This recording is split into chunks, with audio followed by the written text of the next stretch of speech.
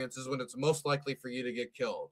Rotating in and out of positions when I've had my closest calls with drones, and every soldier that I've talked to agrees that that's Just generally getting where some they shit have the set most up. risk. So this is something that relatively This was costs not literally planned. I literally nothing just to the scheduled American this like 5 taxpayer, minutes ago. right? And something that can give a significant advantage to the Ukrainians who are having to rely on pickup trucks and sedans to rotate. Now, is it true that the Ukrainians could maybe win with pickup trucks and sedans doing the rotations? Yes, with much higher casualties, with much more deaths, and just much more possibility of the Ukrainians getting pushed back. And then cities like Zaporizhia, Dnipro, and Kharkiv become, and maybe even Sumy become more in range. We're talking about millions of more refugees. We're talking about Ukrainians becoming the most displaced people on the planet. So far, the strategy of not sending aid to Ukraine has brought us no closer to the end of the war.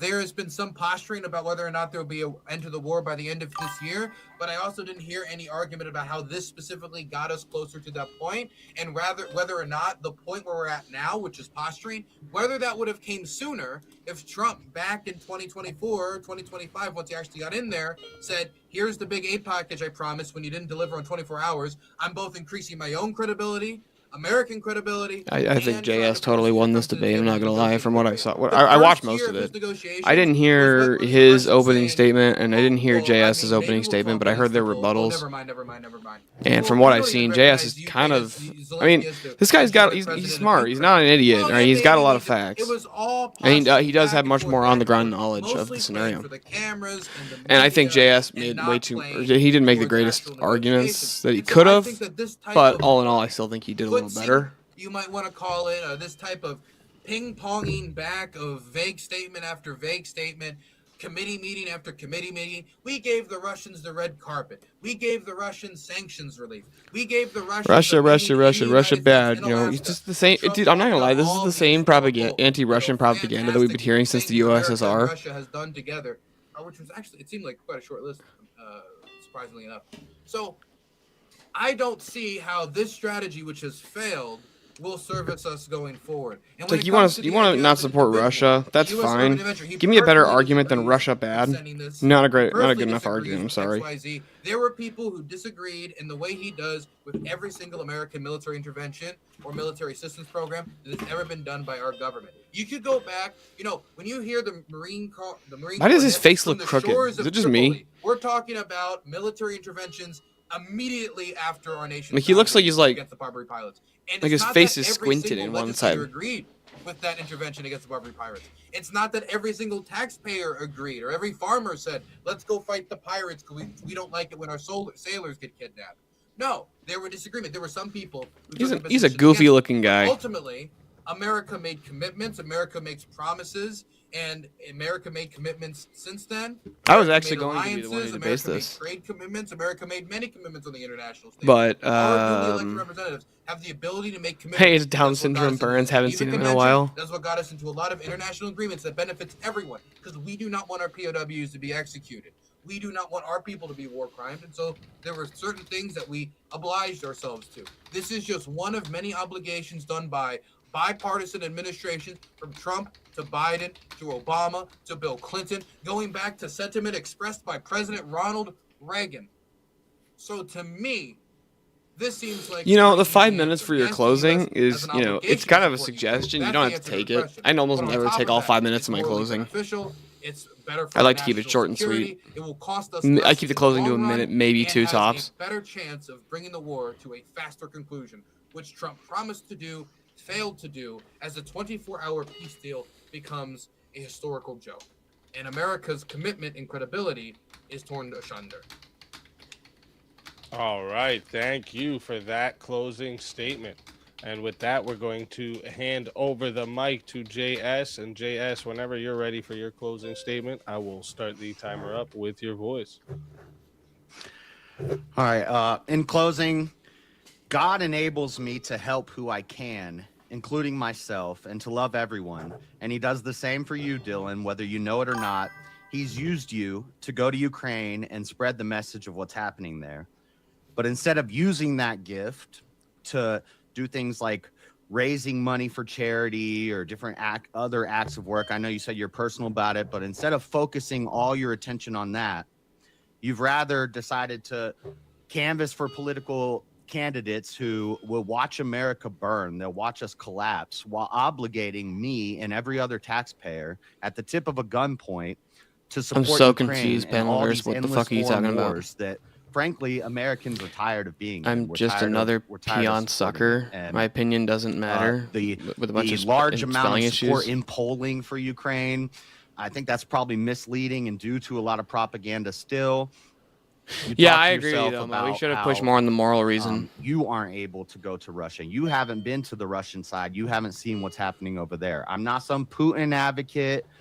I'm not a fan of what Russia's doing, but I'm not a fan of what Ukraine's I'm a coward's doing bag either. licker. Russian people I don't even know what the are fuck dying, that and I don't means, think for us one.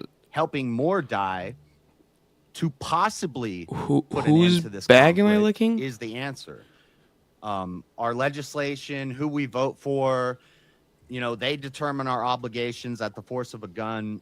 I'd say that we voted for Trump and we mandated him to end this war. So our obligation as voters and as citizens is to see an end to this war. And I think this would help our national security more. You talked about national security. The national security could be put at risk by supporting Ukraine and having them do further aggression against Russia. This could lead to I guess. Russia I mean, the wanting Panelverse has to been attack real cool before. more I of don't the know what West the deal or is. The U.S. I think we should be focused on our national defenses and not every other country's defenses, especially when they're in another hemisphere. And the EU should be more responsible for handling that. And a show of good faith that we're not going to further help Ukraine.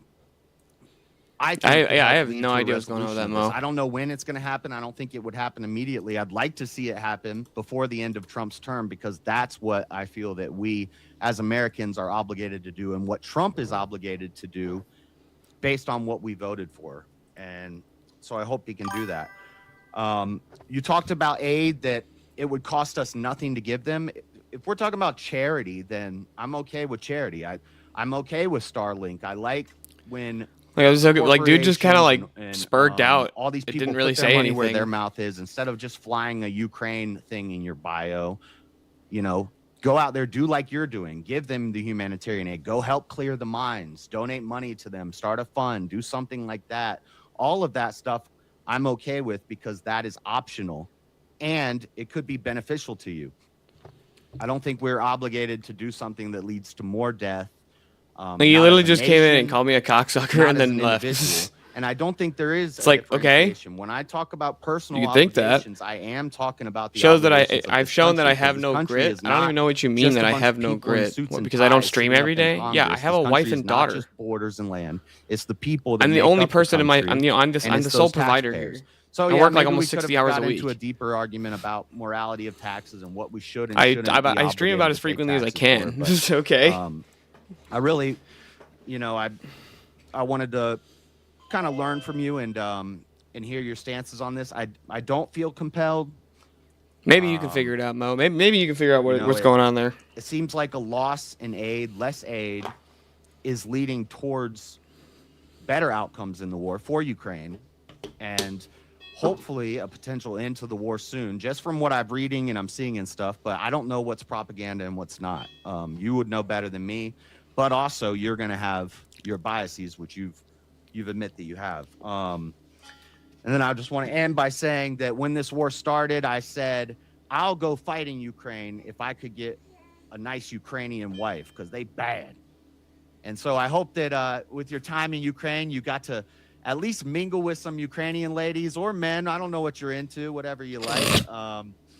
But just know Russian women are just as hot as Ukrainian women. So, I'd be just as willing to fight for them if I got a Russian wife. So that's all I got. I had fun with this. Thanks, Dylan. What's And that easy. Warren Zevon song? I didn't know she was with the Russians too. Thank you for that closing statement and great closing statements from both sides. Timu, Jason Momoa, that's funny. Out there watching right now. Rachel was calling him. If you are enjoying what you're seeing, make sure you guys. Yeah, that's fair, Mo. Like I just kind of tend to laugh, but to I the don't even know what that was channel, about. so you don't miss any of the debates we host here on. But Also, Rachel was in Easy's chat over there. You're calling him Down syndrome Burns, and I was like, that's what he looks like. I was like trying to figure out like why does his face look so scrunched in, like he just ate something really like sour in front of you all tonight. And but only on one if you side. want to get on Swords of Reason yourself, make sure you join the Discord, discord.gg/bearcave. By the way, everybody, if you haven't, and anybody who watches this, go over to Easy's and like the stream for him. Get him boosted in the algorithm. And like my stream, fuckers. X, Instagram, stuff like that. I also check those every now and then as well. So before I start the timer for the chat Q&A, I like to ask a question or two to each debater myself, usually based on things I heard or maybe I'm gonna check. Like, I think was did this guy leave a comment that I didn't respond to? Like, I'm just confused. And then after trying to figure out what's going on here. Get answered, we'll begin the official 30-minute Q&A. So for my first questions. Also, what did you guys think of the new thumbnail, the new chill stream thumbnail? I thought it looked pretty good. So if I'm going to start with you here, JS. If the United States like withdraws support and like the Ukraine like loses significant like territory or sovereignty, what responsibility, if any, would America bear for that outcome? I don't think we would bear this responsibility. I think if this led to threats to Europe, then Europe needs to worry about that first and foremost. We'd have to get into some deeper conversation about should America even be in NATO? Is it our obligation to support every country in Europe forever? I don't think so. If us backing out of Ukraine led to Russia advancing on Europe, maybe that's a conversation we have to have at a future point, but we don't know that that's going to happen. A lot of that, again, is just this is a war of propaganda from both sides, and we only get a lot of it from one side. So I don't know that that would necessarily happen. All right. And did you have anything you wanted to say to that, Dylan? I mean, we assured them. That's literally what the Budapest Memorandum says, assure. So, I mean, we did like make commitments. We did assure them of certain outcomes, and then we would take those outcomes away. And we could say that doesn't matter as much to us personally as individuals. We could say that the damage to our credibility or these assurances don't matter anymore. But you got to think about this from a moment, from another perspective.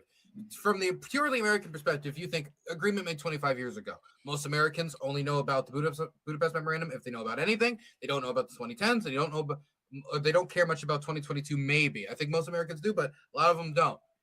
But if they look at all those commitments from the outside, what do they say? They say Ukraine had atomic weapons. That's a very powerful thing on the global stage. We are willing to go to war with Iran in order to stop them from having atomic weapons. Ukraine gets an assurance from the United States that if they give it up, their territory will be respected. It will be protected. It will be, we assured we will. Sorry, I moved the camera, guys. So Baby started crying, and then I just picked her up and she stopped. So because now she's just staring at me. Should matter. I think America should not be known as the den of snakes that many countries perceive it as, many foreigners perceives it as. And I think this type of thing. But I don't want her face on the camera, so that's why I moved it. Buy you and sell you. Look at the Kurds. Look at the Ukrainians. One after the other. Buy you and sell you. And I think look at this idiot with his surfer hair. Trying to make stable relations. He thinks he looks cool. All right.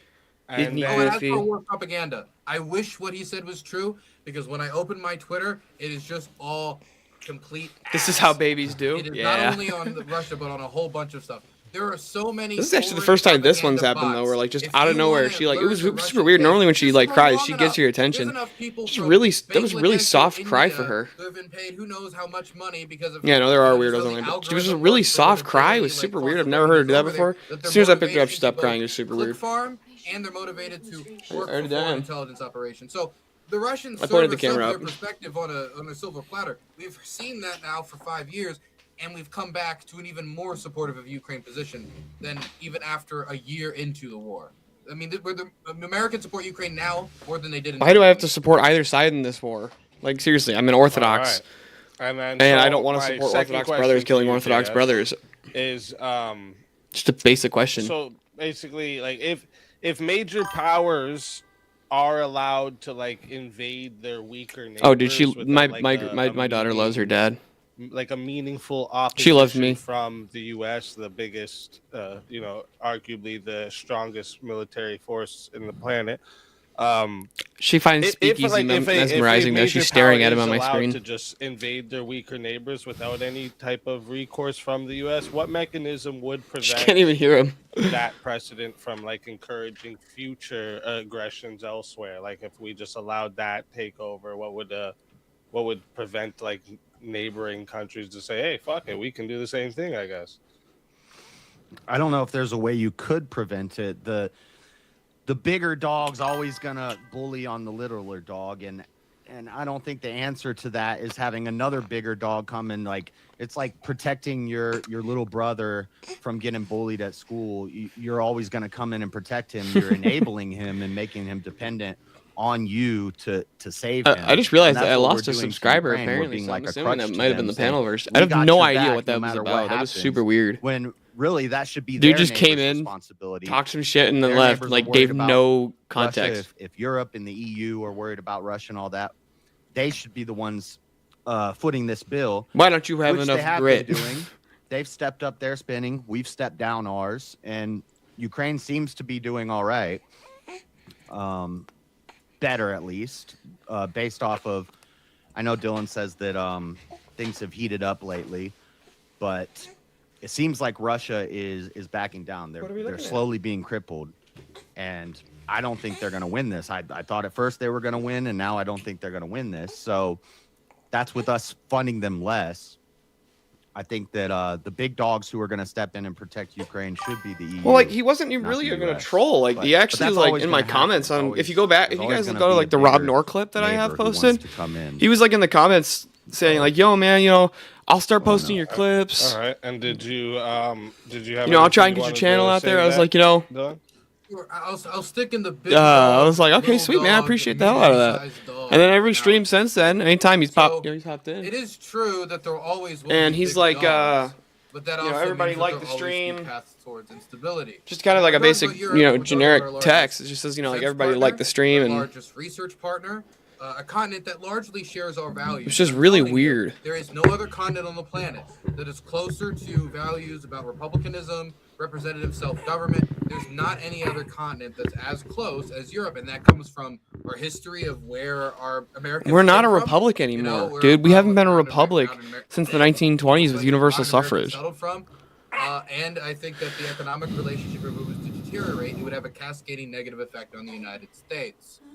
In research and economics, and when it comes to our defense. Sticking with the dog analogy, one big dog might exist, but one big dog doesn't want to mess with many little dogs that could swarm it. Even more so if it's one big dog, a bunch of medium-sized dogs, and some little dog all together. What's up, Darkside Deacon? No NATO state has good to see you, man. Ever in an offensive military war. Just waiting to hop up on this panel. We need to immediately call American soldiers to go. I don't even think he was mad about my opinions. Like, if you read what he says, he literally just like, turns out you're just another penis sucker. And your opinion doesn't matter because you've shown to have no grit. Provided stability. You love forever knowing you're a coward's bag licker. I don't even know what the fuck he's talking about. Not only in the world at large, but in Europe in the many decades that preceded the post-World War II transatlantic relationship developing it into the strong place it is now. So I think that it is within the United States' interest, and it is more likely to stop future wars, both when it comes to stability and when it comes to our defense needs. Also, when it comes to what the United States can provide in Europe, Darkside Deacon they don't have the artillery. Might be a female. I have no idea. I just kind of assumed. That is fair. I did assume. So I shouldn't assume these things. Well, my bad, man. I apologize and take it back. They have much more of them now. Great to see you in here this evening, lady. Now that we don't send them those stockpiles, we expanded it for us, but then the Ukrainians don't get the benefit of what that aid was for, and the Europeans don't have enough to make it up. The Poles are trying to expand, but they're not expanding rapidly. Oh my god. They also certainly don't have the dude, he doesn't shut up. It's Deaconess? Okay. Is in much more use to the United States, being launched off in much more rapid quantities than the Ukrainians do. in the Middle East. Does he ever stop I think talking? that there are things that we can provide that the Europeans simply cannot. Like, I've been told that I'm long-winded, but like, holy shit. Dependence on American weapons manufacturing. You think Russia or you think Ukraine should be a part of NATO? Yes. Yeah. Okay. I mean, now the people in the fucking lefties over in fucking Easy's chat are calling the Russian invasion. Okay. They're calling fucking JS a commie. I'm like, JS is definitely not a communist. 100% success rate. Yeah, it's 0% failure rate. If you join NATO, does an invasion. Like, hold on, like, in let me see. Latvia, Lithuania, there's been open threats. Fuck, Hell, I suck with. I'm such a boomer with tech. Said, do you think NATO can protect you? They said this at the United Nations. Like look up here. Like I was arguing with him over here. In reaction to them continuing. Where is it? What they're doing, you know, to prepare. So, I mean, it's not like. So Kai asks, so why is JS so hellbent on giving up soft power for nothing? And so, you know, Sirkar says he's a communist. That's why. And I'm like, he's definitely not a communist. Do you think that Ukraine should? And the guy's just like wrong. I'm like, I know JS. They should be a NATO country armed with nukes. I think that if they're in NATO, that won't be necessary. But I think Ukraine has the right to reattain atomic weapons, considering the deals that we made with them we didn't respect. And so, from Ukraine's perspective, we gave up nukes. You said, you know, we would get security. We didn't get that security, and now we're being invaded. Like, I know the guy. He's and abandoned by the other. He's not a and communist. It's supposed to be the fact that the United States is the other counter-nuclear power there that would stop a Russian invasion. It didn't work, and so whether or not it's a good idea is a separate question. I think that they would have the moral right to. All right, and so then my questions for your side, Dylan. My first one's going to be: if the United States has an obligation to support Ukraine, what's the specific principle that would determine when America must intervene and when it has no? Send it to me, Mo. I'll review it after this. I think that the United States should defend the principles that it's outlined previously when it comes to its territorial integrity. Oh, was he? JS tends to do that though. He's a Protestant, and he's like not even a good Protestant. Like there's certain Protestants that you can argue with. Ability to both stop that invasion and to deter. Like. I think it's just it's not worth arguing theology with him. Certain defensive aid. And see, this is where I get upset with these fucking lefties. Everybody's like, you know, Putin's a coward. He's an idiot. He's dumb. He wants to reinstate the USSR. And it's like, you know absolutely nothing about Putin if you think that. He doesn't want to reestablish the USSR. Continuation of the mineral deal that Trump did eventually. Agreed to. He doesn't want to reestablish the USSR. He's not a communist. He's a baptized Orthodox Christian. As now the strongest army in all of Europe, the strongest military country when it comes to the military power in all of Europe. But this will require still an American stopgap. Seems a bit ridiculous. Deters the Russians from invading again. So I think that in the short term it will be more expensive, but in the long term it will avoid a wider war, have a strong American trading partner, gain the Americans all the advantages the Ukrainians have learned from economic foundation in Europe still. All right. And did you have anything you wanted to say to that, Jess? No, I don't. I mean, I don't think there's a way that we're going to stop Russia from invading Ukraine as long as NATO keeps encroaching on Russia's borders. They've been pushing and pushing up for decades, and now they've got the two countries in the Baltic regions, and if they get Ukraine as NATO, I've actually made up a new profile picture for the Steel Wife. That's got to get sent in. I got to upload that here soon. Most of the water property that they're moving in too close to Russia, and Russia's tired of it. Russia's going to keep reacting to that, and I don't think. I think America's already refurbished. I think if you want to give so I think if you wanted to give like a better analogy to what Putin is. All right, you wouldn't say he's trying to reestablish the USSR like under Lenin and Stalin, because he absolutely hates Lenin and Stalin and constantly just openly talk shit about them. I think if you wanted to give the better analogy, I would say if Putin were to have his druthers, his ultimate goal would be to reestablish the pre-Bolshevik Russian Empire.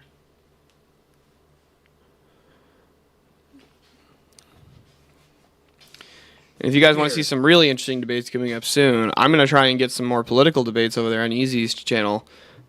defending monarchy. So we'll see how those ones go. I think I have some decent arguments for monarchy. Ukrainians are actually an independent culture. Putin has changed his fundamental ideology and this belief about Ukraine, which has existed from before Catherine the Great's time. But of course, Catherine the Great, all the way till now, that has led to the banning of the Ukrainian language, which has led to What's the up, Rex? of, Ukrainian So how did you enjoy your first liturgy, Rex? Why would Sorry that I had to leave early, NATO's man. non-existence even stop Big Russia fucking from issue over there with the invading fam. states that he believes belongs to him in Russia? But it's great to see you.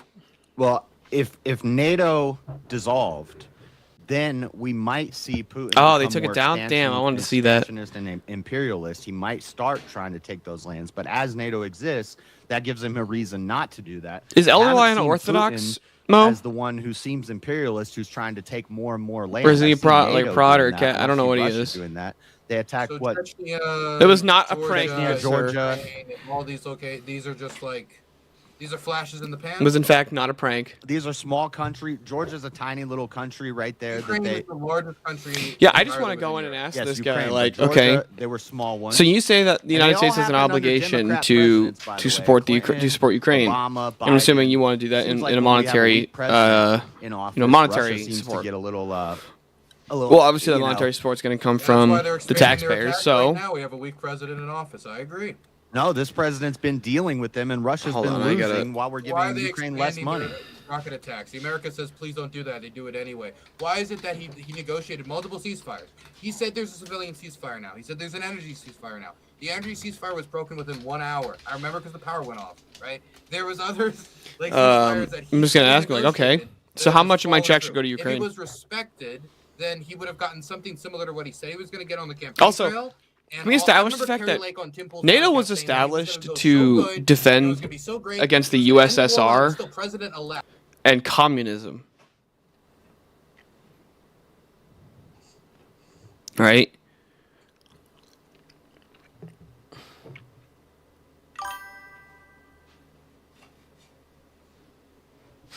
Yeah, it wasn't a prank.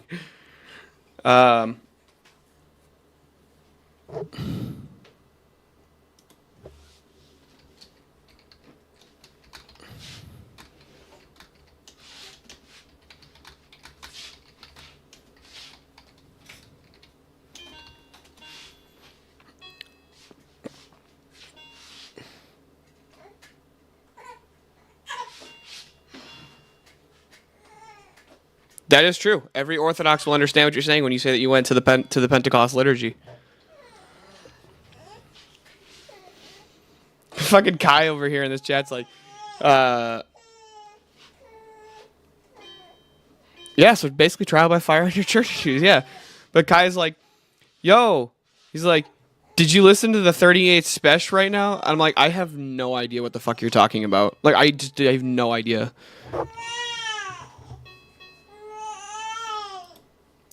And he's like, it's that. He's like that. I was like, I have no idea what you're talking about. He's like, that grimy hip hop. I'm shocked you don't have it in your ears right now. I'm like, dude, I'm a metalhead.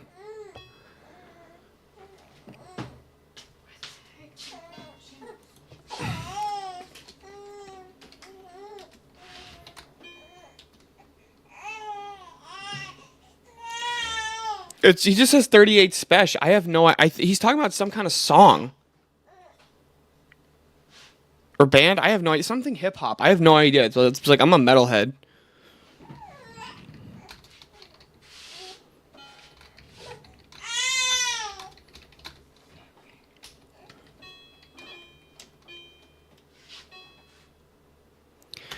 Yeah, I'm a full on. I'm a metalhead.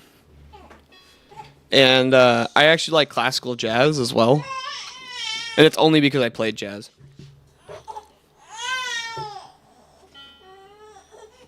Yeah, he went to my parish, Mo. He went to a Rocor Pentecost liturgy.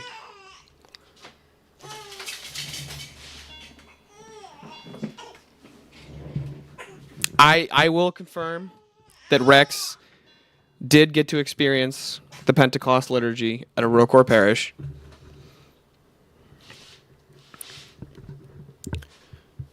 Lethe says, we could fix you. I said, nah, I'm a filthy metalhead. Mo, we're actually not. Rex just happened to be in Michigan visiting.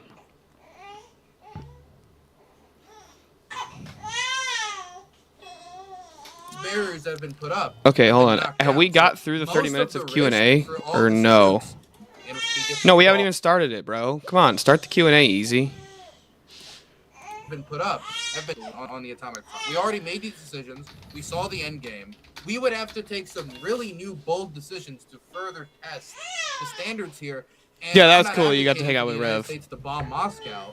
I'm advocating for the United States to make it easier for the Ukrainians to bomb the war machine and bring the war to an end, which they're already doing with long-range attack drones and Flamingo, domestically produced Flamingo missiles. If we were to give them the weapons to do it, it just means... I got people over in Easy's chat talking about some hip-hop song that I know nothing about. I know absolutely nothing about it. Yeah, I think that's a dangerous risk to take, which could lead to the nuclear threat that you're talking about. If we give Ukraine more weapons to attack Russia more, then Putin, freaks out. I know I've heard you talk about that's true. And when I asked him on Crystal Strange's panel, he said that he actually moved he moved south, so he actually moved closer to me. So it's a good chance I could see him. I feel like if we did further aggression on him and help support Ukraine in further aggression on him, then we're pushing for Russia to react even harder. And this is the threat that the nuclear war is going to start or something like that. Not us reducing our support and our funding. I don't know if it's not open anymore, so I want to make sure. I obviously have things I could say. Hey, you're fine. I just think we have asymmetrical superiority and escalation in basically every avenue. And the look, I think that honestly, this might be a more controversial opinion, but the problem is that once you use the atomic weapon, I think that if the United States was to support anybody in the Russia-Ukraine war, I would actually say we should support Russia. Get cut off by the Chinese and the Indians. And so they might be able to have one big flash, but every just because has a reason we have a lot of people don't know the actual really rich history between Russia and the United States going all the way back to our founding. Part of the reason that we won the Revolutionary War was because of Russia. They provided naval blockades for the North. And they provided naval blockades that ran down along the west coast so that we couldn't be attacked through that way. Which I think is really interesting. That's actually a fun fact. That's why we bought Alaska, was we had to figure out how to pay them back for that. So we bought Alaska for the price today, if I remember correctly. It would be worth like $7 million in today's money. So we bought all of Alaska for. I think that we have more room to work with than people give credit for. It's not historically strange. Is there I could pull up the Discord. That's really about it. No, I honestly, Fair Wild, I don't really want to support either, but I'm saying I think that there's actually a better argument to support Russia than Ukraine, just because of the rich history between Russia and Ukraine, and not only that, but it'd be better to be adversary or to have Ukraine on our bad side than Russia on our bad side. Like, I'm just making a purely pragmatic argument here. But I would prefer not to support either. I don't care. I want to pull support for the Middle East and for Russia and Ukraine. Okay. I don't care about either. All right. So I just also don't want the United States funding a war where Orthodox brothers are killing Orthodox brothers. I just don't want to see it. And then we're going to go through all the super chats. Like I said, all the super chats, PayPal's, Cash Apps, Rumble Rants will take priority. And then we'll get to the free ones, but we don't have too many here in the super chat, so we should have. Yeah, I can pull up. If you guys want to hop in the Discord, I can pull it up. First, it's just because I'm on Streamlabs and I don't have a way to pull up or to do panels. I appreciate that. Thank you, Eternal Chaos. Premonition News just becoming a new member, or I think she upgraded actually her membership. Thank you very much. Joseph coming in for 5 just to show some support. I thank you very much for that, Joseph. Darth Theranis coming in for $5 says, stop using U.S. taxpayer money to fight for this Israeli colony. 80% of government positions in Ukraine are held by Jews. That's the only reason they care. So if you and Mo want to hop in the Discord, yeah, I'll pull it up. No.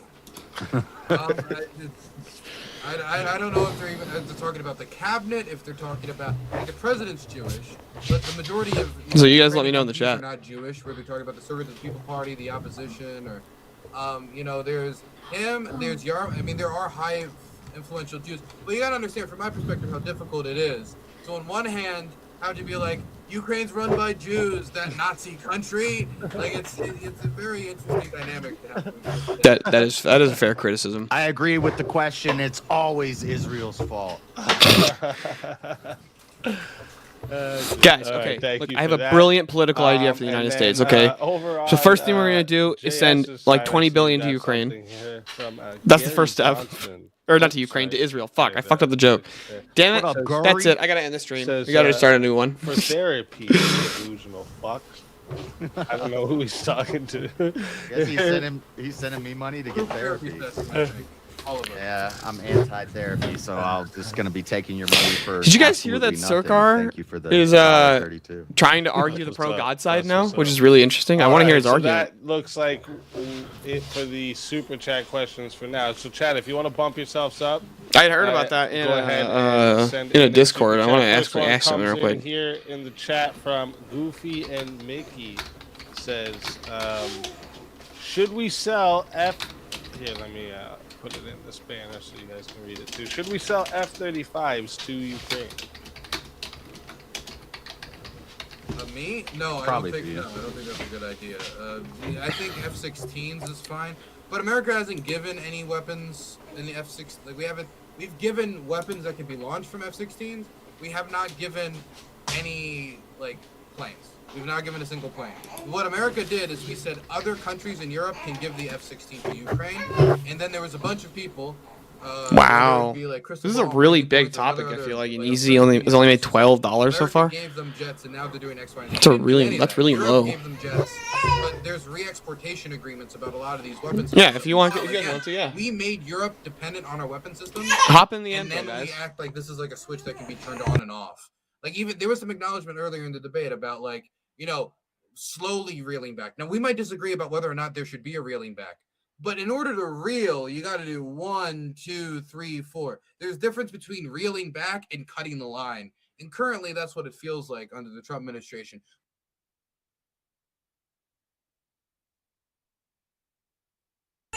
There we go. I should be able to hear now. Yep. Let's see. Mo said, give him a sec. What do you want? Oh, just seeing if I can view your stream while Sell I'm F-35. Yeah, I can make that. Hold on a second. in Discord. Here, I'll share the stream. You get to see the Streamlabs side. Enjoy. Yeah, if they can afford it, then let them buy it. But no, I think there should be. I'm assuming the F-35. But we'll wait for Mo to hop on here jets, in a bit. Yeah. Said, yeah, F-15s. Yeah, I think it's good to have a line of where this is our best weapons. We're not going to sell this to you, but we'll sell the ones below. The selling, I'm fine with selling stuff and making. Surkar says, I made a real argument for God as the best explanation for the universe. Constantly throwing money. Yeah, Farrah says he can hear you up here. That's good. For something that. Yeah, I turned your volume up a little bit though. Our business right now. Me? There could be. Yeah, I turned your volume up. I think people might misunderstand what I'm. I'm usually not accused of being quiet. No, but I just did it for the stream side. Neighbor because. Oh, okay, yeah. Our own, but I think our obligation to Ukraine is played out, and we should get out of it.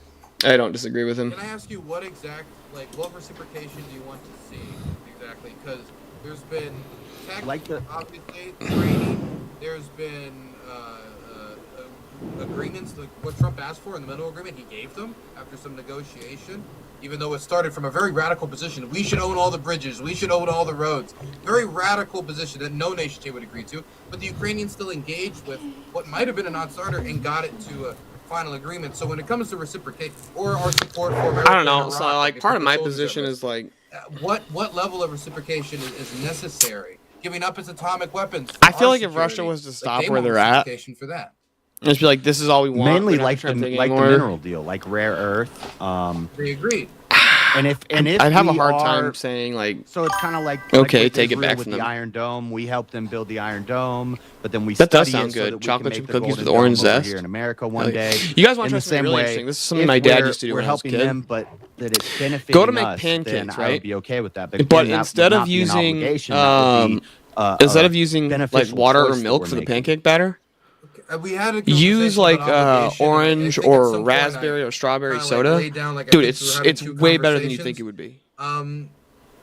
I think that the obligation Like I don't is know, there, like I never knew but I why also think he that came up with this benefits idea, us but he on did. a Root beer is level also when it really good comes with to it. all of these different weapons Pure development, sugar. the future of our It's economic pure relationship sugar. with It's the diabetes on a Ukrainians, plate, but it's really good. what this means for Europe's general Sounds economic like it. stability, On both what counts. this means for like American credibility. By the way, when I was out there, I didn't get to make it to any of the Coney spots. I didn't realize there was a Coney culture down there. I realized there was a pizza culture, Oh, in but I didn't Michigan? know there was a Coney culture. Yeah.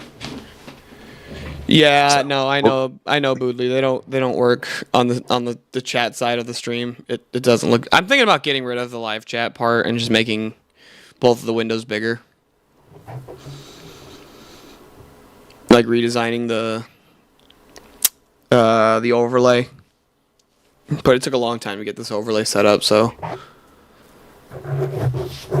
But we can see him on the YouTube side.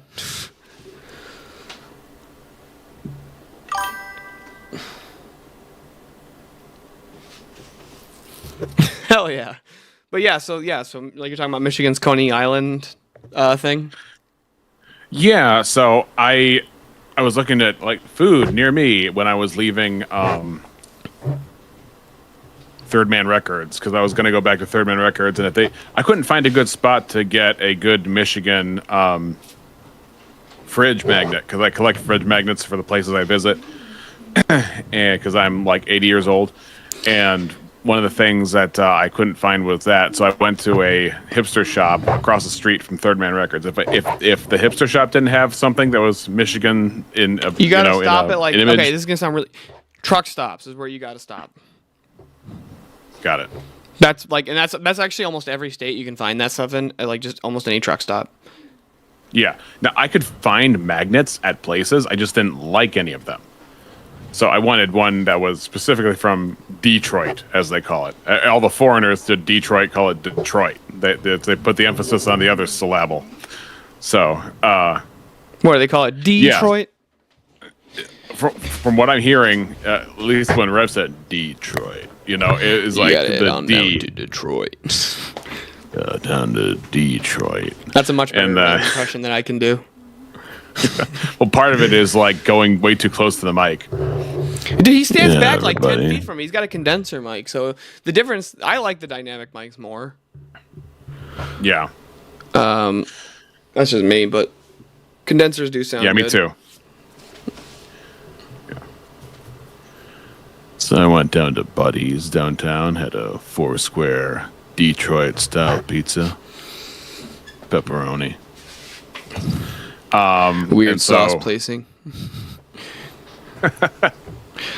Is that part of their signature? That it's just the what do you call it? The Kevin Pollak style of sauce placement? Yeah, it's just a rip off of the Chicago style. Like that's my opinion on it. That's like basically what it seems like to me.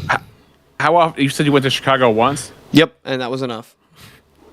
Yeah, I as somebody who does like and appreciate Chicago, I'm one of the weird ones. Most people in Illinois pretend that they hate Chicago, and a lot of people outside Chicagoland probably genuinely do because it's a money suck and it is a crime. Well, it's not even for any of center that. for sure. It's not for any of that. I just hate big cities in general. Like I hate Lansing, I hate Ann Arbor, I hate Chicago. Well, Lansing is ugly. Ann Arbor, I didn't get a chance to go through. Detroit has its ugly parts, but I liked it a lot more than I thought I would. I liked Holland. Lansing is terrible, though. And I just hate Grand large Rapids. cities. I hate large cities in general. Like I hate tall buildings. It makes me feel like super isolated.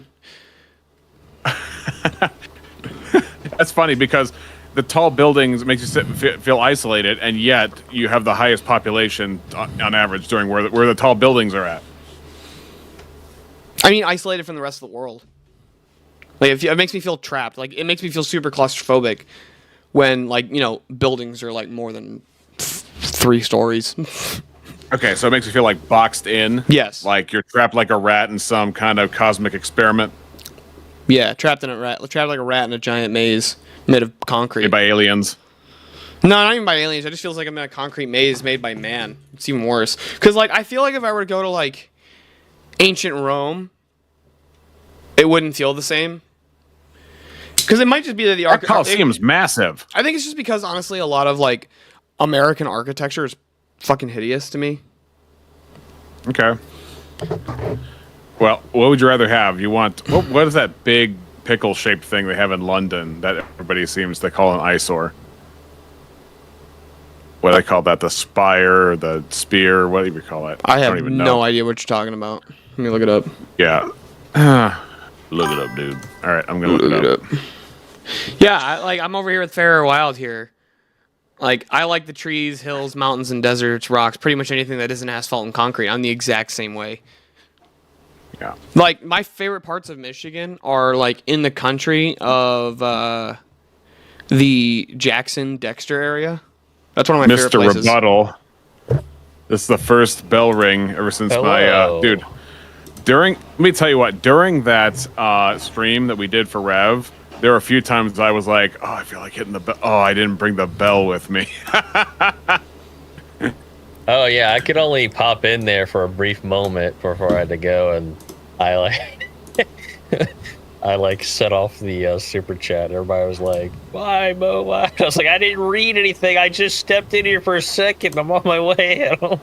Stop yelling at me." Yeah, I don't know.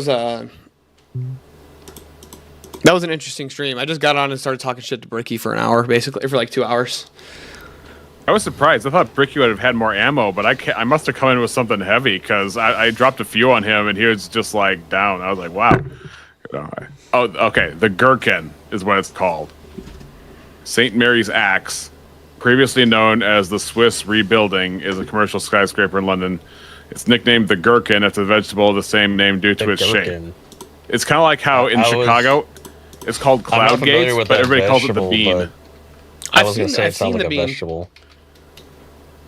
Fun fact about the bean, the guy who made that also owns the patent to Vanta Black, the paint, and just refuses to let anybody use it. What the fuck? It just looks like a giant egg.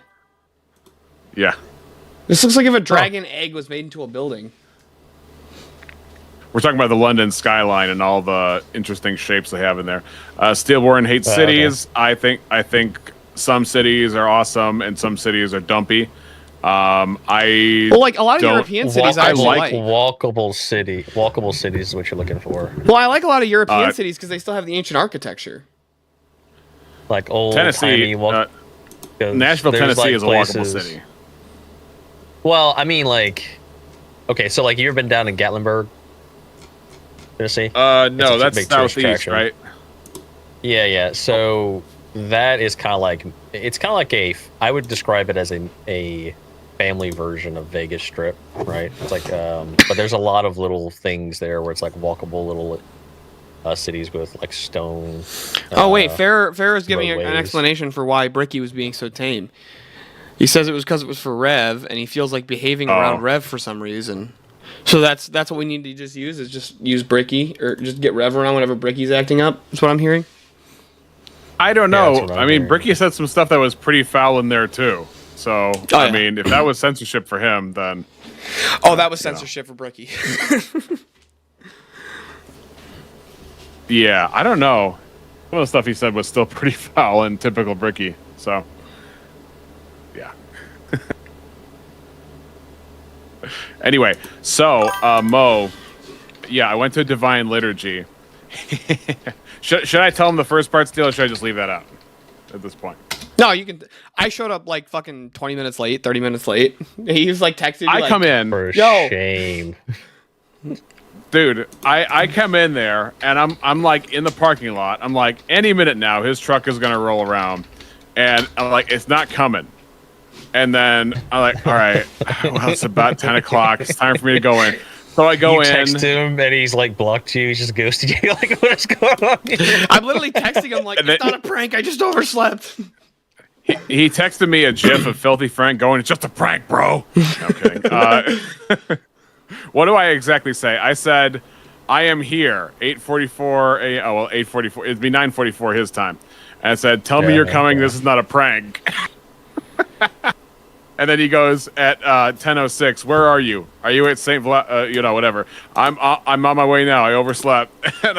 But I didn't see any of this. It's like 45, 50 minutes later in the service. Then he comes, and I'm just like, oh, because I spent most of the time in the narthex just like talking to people, and I don't even know this guy's name. I'm like, he goes online by Steelborn, and like people are.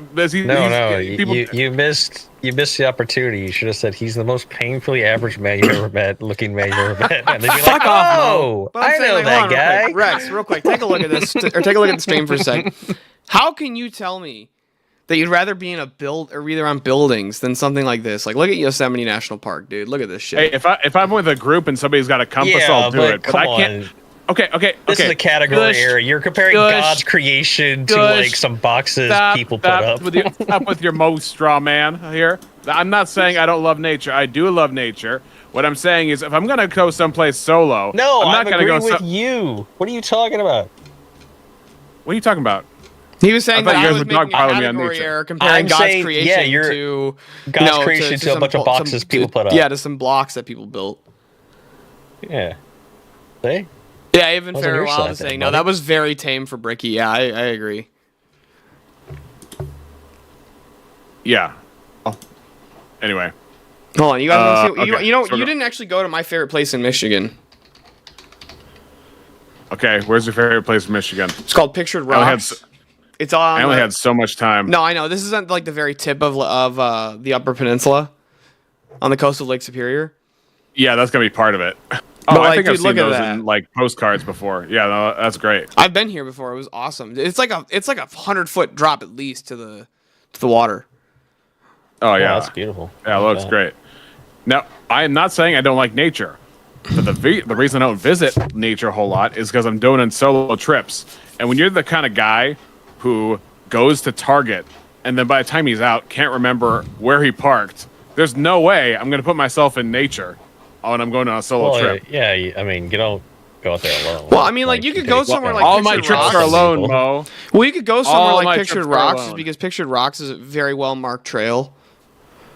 Yeah. They're like a lot of these trails are like they're not what you think. You're not like it's not like Lewis and Clark trekking, okay? With a machete or something. Yeah, it's not Lewis and Clark trekking, okay? There's marked paths. It's very hard to get lost on them. Lewis and Rex. So anyway, I'm talking to these people, trying to describe this guy. Oh yeah, new father, white guy. You had a problem describing him, didn't you? You had a problem describing him, didn't you? Yeah, it's like basically any police sketch will do. No, kidding. Just draw a generic, like what you'd imagine like a generic young Scottish guy to look like. That's basically it. So, yeah, I actually pulled up a thumbnail from one video you had of your channel, just like the artistic depiction of you with your microphone and all that. And then one of the guys who found out was a singer later, he said that I don't know if he even barely recognized you, but somebody, a young woman, had said your name, and then I didn't know that was your name, and so I was like, okay, sure, but because you met all the qualifications of the descriptions that I gave of you, that I was 70% sure that she had it right. And then we're ushered in. I know it was like you want to talk about can't go in the I can't barely go in an Orthodox church without making a fool. How am I going to go in the wild and not make a fool? Anyway, so we're I think like you did fine in the Orthodox church. Yeah. So I got ushered in, and then we're standing, and I'm like, oh, yeah, I remember talking to people, because when you play tennis, you run into Eastern Europeans, they tell you stand at church, and I was like, oh, okay, 2 and 2 together, that's Orthodoxy.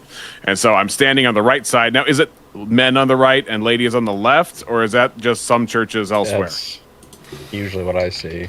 Okay, that's basically the arrangement. There were some ladies on the right, but that might be partially to do because Yeah, like people cross for like kids and stuff. Like I don't think anyone's gonna like knock your legs out from underneath you like go to the wrong side.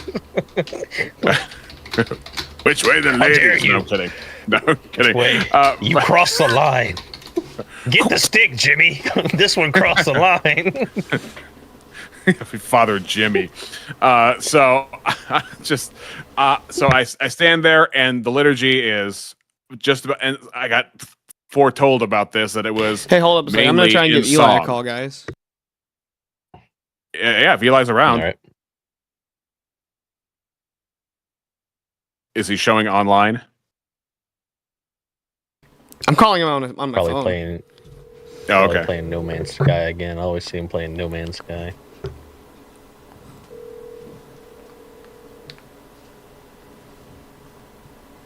Is he originally from Texas? Because he's got kind of that Texan inflection. No, he said he's from like the Missouri area. I think the Ozark area.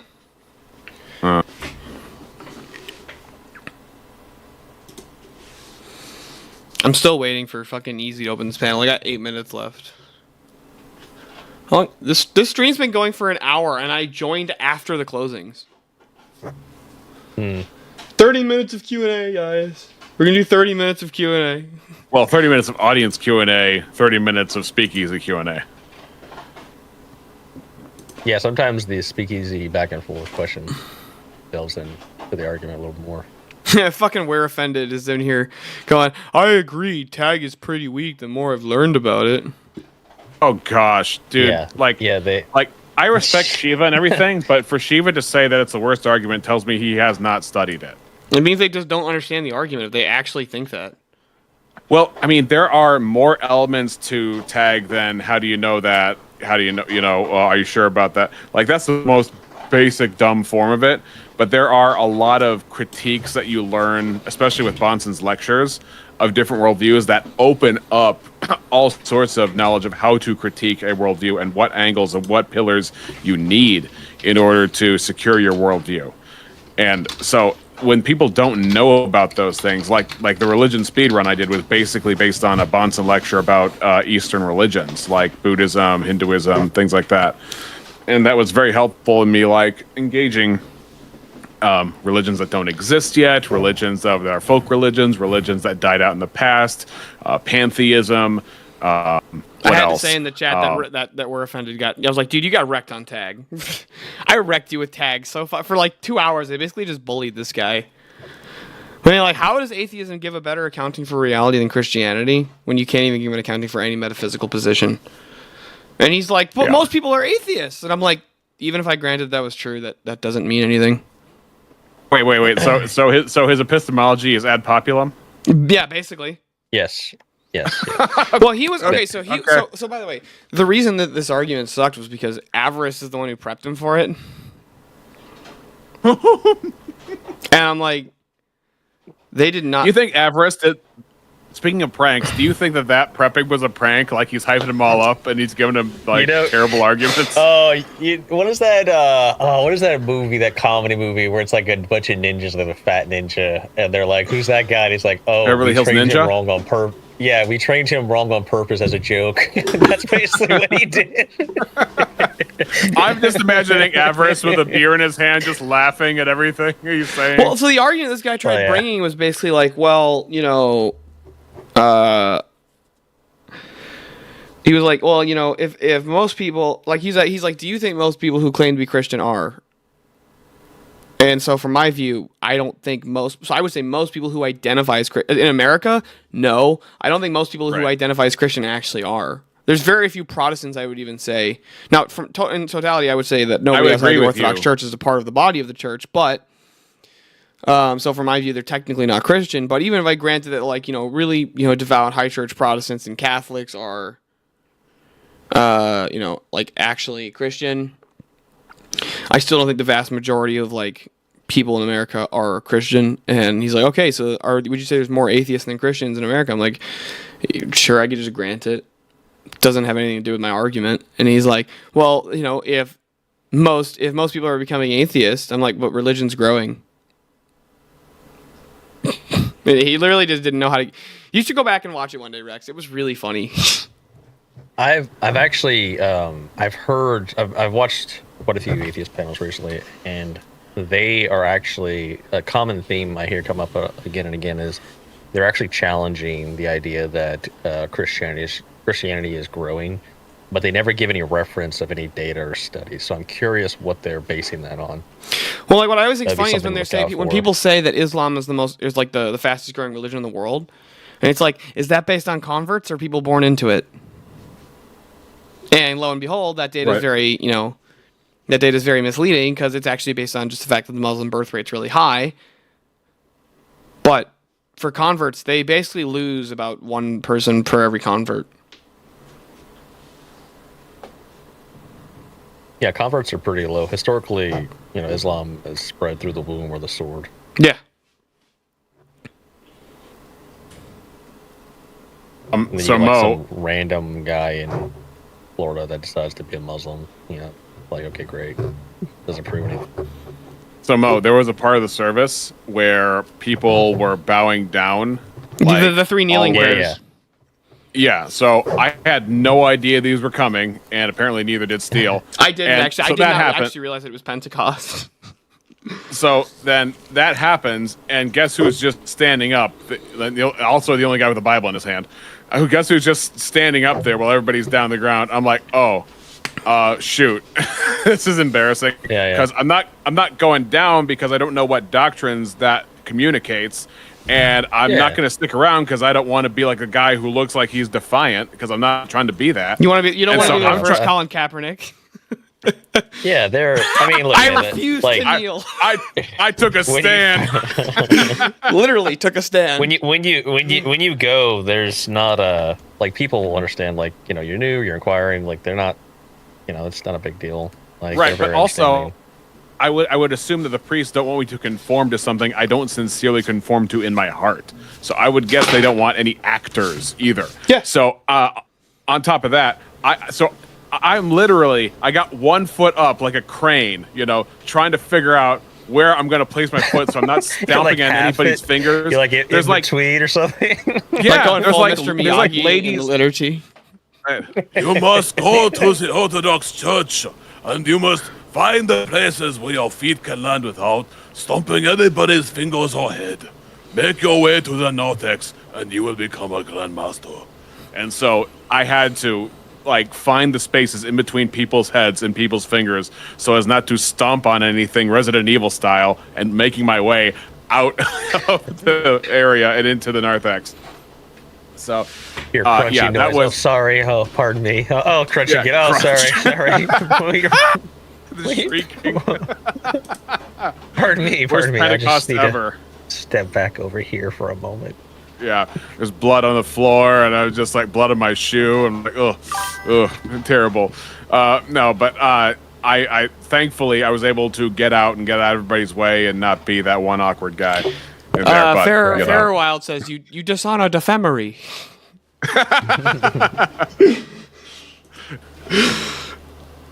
But did you? I honestly was really glad that my godfather came out and talked to you. Oh, let me see if I can. Was he the priest? The deacon. The deacon. Okay. He's the one sponsoring my catechism. Got it. Okay. Yeah. No, he seemed not Russian. He's Serbian. Oh, he's Serbian. Okay. Mm-hmm. Well, I got that part right. But he had an American accent. I'll say that for sure. At least the Serbian accent did not come out. Both my priests were born and raised in America too. Okay. They can both speak fluent Russian. I believe that because that's probably part of the deal of Rokor, right? Usually, it's like I'm not sure that it's necessarily a binding dogma. But it's just general. Oh, I'm sure. Yeah, it's just a skill that would be highly useful, obviously. Yeah. If you're going to be ministering to people, my priest, the one who leads my catechism, he was actually baptized in a Greek church. Okay. It's actually right down the road from our parish. What's up, Myron boys? Is here. Good to see you. We're gonna hop on this panel as soon as it. Why did he fucking pause it with 1 second to go? Like, to be fair, I'm really not listening to that. I was more so just paying attention to the Discord, but like, what the fuck? Commitment. So, just based what off was of deals your, that are made in the past when things are constantly changing on the geo. Okay. What was your overall, I guess, thoughts, Rex? I mean, what did you think? Well, I mean, I expected it to be totally different, and it was totally different. Yeah. Got to talk to some of the guys after, just as Steele was making his way to more important things, I guess. And so I had, I just keep jabbing Steele because it's fun. But shut up, yeah, you big meanie. You be a big meanie pants.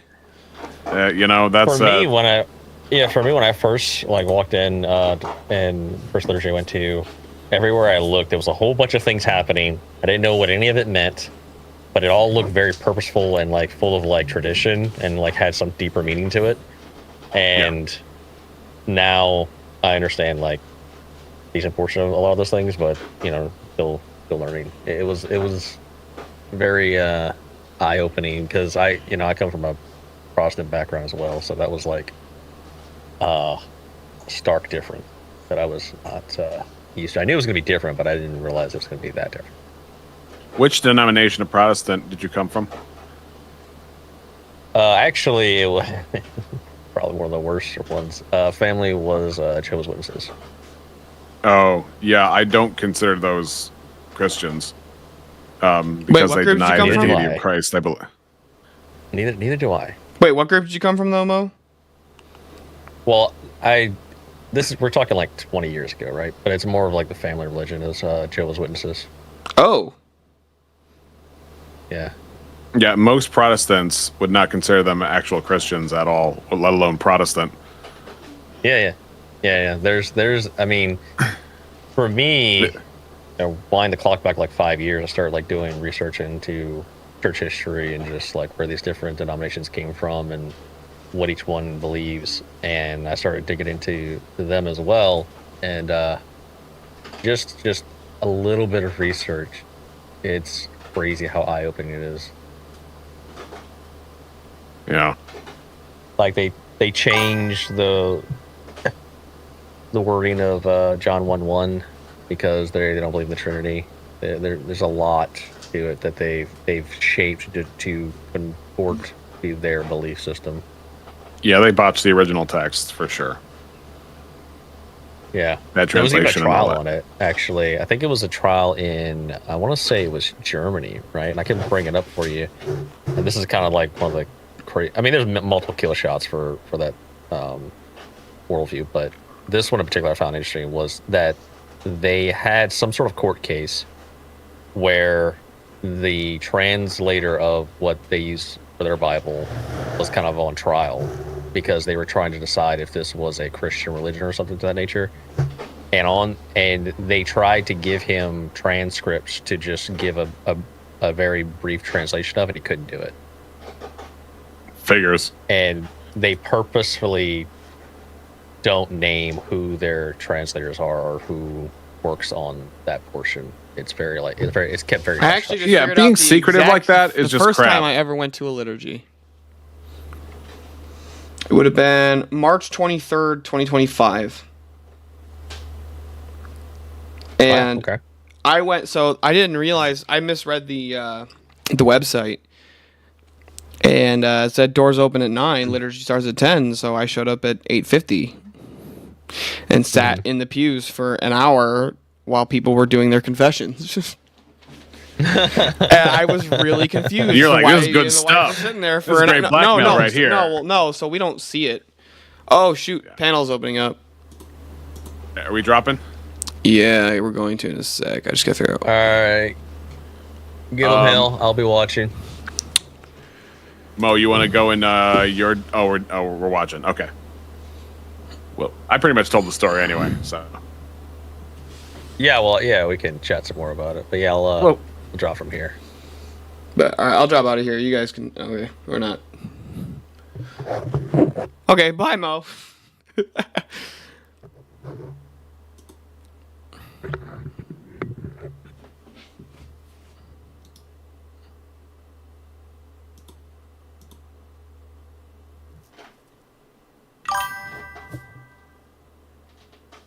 Well, the stream's not ending. I'm just gonna hop into Easy's panel here.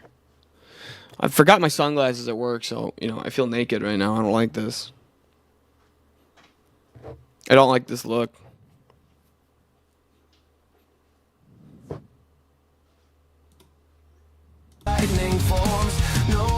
He's got cool music. This one keep playing. We clash our swords of reason. Cut through lies with steel precision. Also appreciate you, Always American, for fixing my lost subscription. We clash our swords of reason.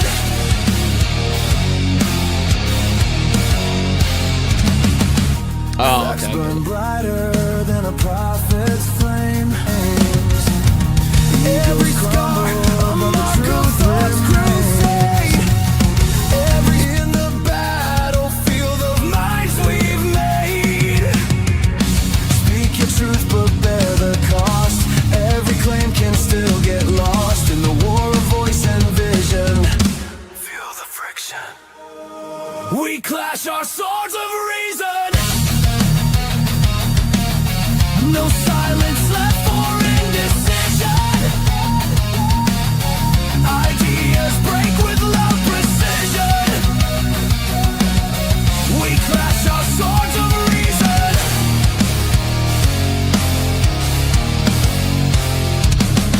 Strike me with logic, I'll plead my proof.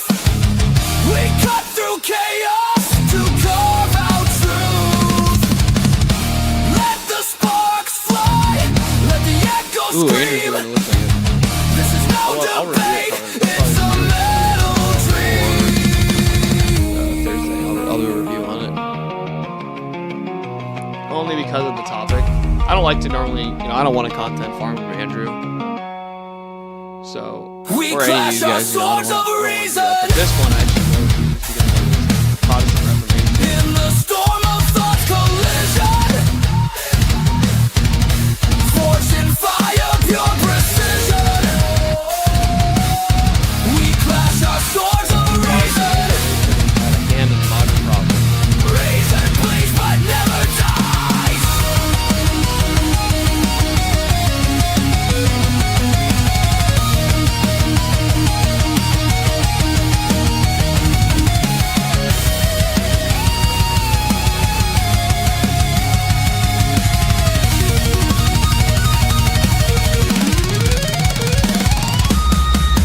No surrender, no retreat. In the war of words, we find a beat. That would be really cool. Swords of reason.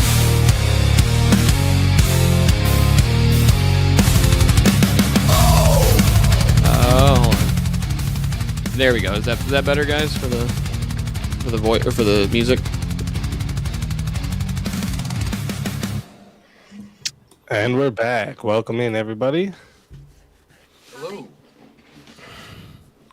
Hola. Okay, I'll go first. I want all the trash talkers in the chat to come up here and destroy Dylan. Well, JS, I want you to know that according to the chat, you're a filthy communist. Oh. I don't know where that came from. I'm in the chat like, JS is not a communist. I know the guy. And they're like, no, he's a communist. I'm like, no, he's not. They're like, fake news. I'm like, okay, he's not a communist. Okay. Whoever is a communist. Okay, because I never stay very long. To the young man who I've never met, I'm the old lady. Dylan, I don't know you. But hello. Okay, there's some... You guys can think of me what you want. Everybody else knows I'm old and I never stay very long. Okay? So I want to really turn on your brain here. Not that you're really a smart kid. You're really smart. But I'm going to put some things out that maybe you guys are too young or don't realize this. First off, the first thing I'll say is when Obama these guys already know this. When Obama stopped the space shuttle program, Pretty sure it's way past Granny's bedtime. She needs to how take her did we pills get and go to bed. space? Do you know how we got to space? Do you know how we got up to the space station and back, Dylan? I'm gonna assume with a rocket ship. No, the Russians carried us. We flew. The Russians flew us back and forth In what? in their rockets, and then So it was a rocket ship, and I was right. It's not us, America, not a. She's saying we worked with Russia at one point. There's Right. way We better had- examples of us we working had with to. Russia, but we had to recently making us working partners, and our guys didn't just go up. They worked together in the space station, and then they got into the little thing, and they dropped down because Russians land on the ground with and then they have to sit in the chairs after they're done. So we Russia and we have worked together. We're allies. And not only that, we're natural allies. And not only that, the Ukrainians and the Russians are the same people. Okay? They're not supposed to be fighting. They're actually, if you go back far enough, these guys are allies, should be allies. And this is what my point is this. I'm just throwing this out there. Okay, there are people that have been like Soros, okay, and the old money people who have been actually controlling the whole situation this whole time. Most of what people hear is propaganda, okay, and they've got everybody running along in their hamster ball. Where are you going, Premonition? Well, where I'm going. Go ahead. Yeah, come on, keep going. They're trying to get the Christians. Russians are Russian Orthodox. They're Christians. They're trying to get the Christians to kill each other. The last thing on earth that these people want is for the Russians and the United States to be allied. And like the Cold War that maybe you guys don't remember, which was not a war, but they called it the Cold War. All that was a giant propaganda thing to keep Russia and America pretending like they were fighting with each other when they never really were. no, the Cold War was basically Russia and the United States both having a dick measuring contest, going mine's bigger than yours, and neither one of them wanting to actually whip it out. That was basically what the Cold War was. Right. So it wasn't a fight. There was no Cold War. They just say there was. So what I'm saying here, I am so against the Ukrainian. I am so tired of war. That's all I've seen my whole life. Okay. And I have become a complete isolationist now. These guys know I'm over the edge with that. But Russia and the United States have been allies and should be allies and are natural allies. And this fighting and any type of, we're going to give you money for this and these weapons for that, I'm done. I'm done with it. And I'm also done with having Israel tell us what to do. Do you think we should be obligated to support Russia? Russia can support itself. We're obligated to be allied with Russia, just like we're obligated to be allied with Ukraine and England and I don't think we're obligated to be allied with anybody. What's the obligation? I agree. Yeah, but what's the obligation? Well, go ahead. Like, why must we? Well, if we want to have a happy planet, then maybe we should try stopping the stupidity that we've all fallen into for God only knows how long, and knock it off. Well, I think you can make a better argument that America should. Dylan, did you have a response there to what do you think about that obligation to Russia and allied? It was more of a question to the room than to me, but I mean, I could say many things to that. I mean, the space station gesture was a friendly gesture, but it wasn't an alliance. And the Russians also have asked for our assistance when it comes to their space program. So have many countries, but that doesn't give them like an excuse to break the agreements made with the United States, like the Budapest Memorandum, which they broke by invading Ukraine in 2014 and broke again by invading them in 2022. And I don't want to be allies with human safari hunters, those who oppress Protestants and Baptists and evangelicals in occupied territory. Like, I don't want to be an ally in those actions. And I think that if you're everyone's ally, you're really nobody's ally. The Russians if you are make the Christian. umbrella so big that everybody's in the tent, then the tent doesn't really matter at all. It's just the sky. It's no longer the tent. And I will say, like, the idea that Ukrainians are Russian, go tell the Irish that because they speak English, they are English. There's actually a large section of Ireland that still speaks in Irish Gaelic. Just because they speak English doesn't make them English, though. I mean, whatever percentage speaks Gaelic doesn't really matter to the fact that there is a cultural distinction, a national distinction between the Irish and the British, the English, the Welsh, the Scots. These are all different people. The Ukrainian language has more in common with Polish than it technically does Russian. Like, it has its own unique, distinct history and legacy. They aren't the same peoples. You can go back and make many peoples the same. Okay, we go back. How many countries that I wasn't trying to make them the same. States made up ancient Gaul? Oh, they're all the same people because of Gaul. No, they're a modern people. Our nation state existed for less time than the national embodiment of what Ukraine is. Voltaire talked about Ukraine as an entity. Their culture is developed in that time, but they're real. There's no reason for this war. There's no reason for us to be paying for this war. There's no reason for it at all. None. I think you could actually argue the United States would actually be far better off if they actually were allied with Russia as opposed to Ukraine. I think that allying with Europe is basically, destroying America at this point. Because Europe does not represent America's values. Ally with Russia. I think if you're like against evangelicals and Baptists, I am. There was 40 Protestant churches in Metropole. They've all been shut down. I am against evangelicals and Baptists and American churches. They're Yankee type Christians, and so they're not trustworthy to the Central Russian state. Like, if you don't care about these things, if you don't care about values, you can make an argument that I guess Russia's army is strong, but its resources are not necessarily that plentiful that we need them. You are aware that the Russian Orthodox have been in America almost as long as the Protestants, right? Than the Russians do. You are aware that the Russian Orthodox have been in America almost as long as the Protestants, right?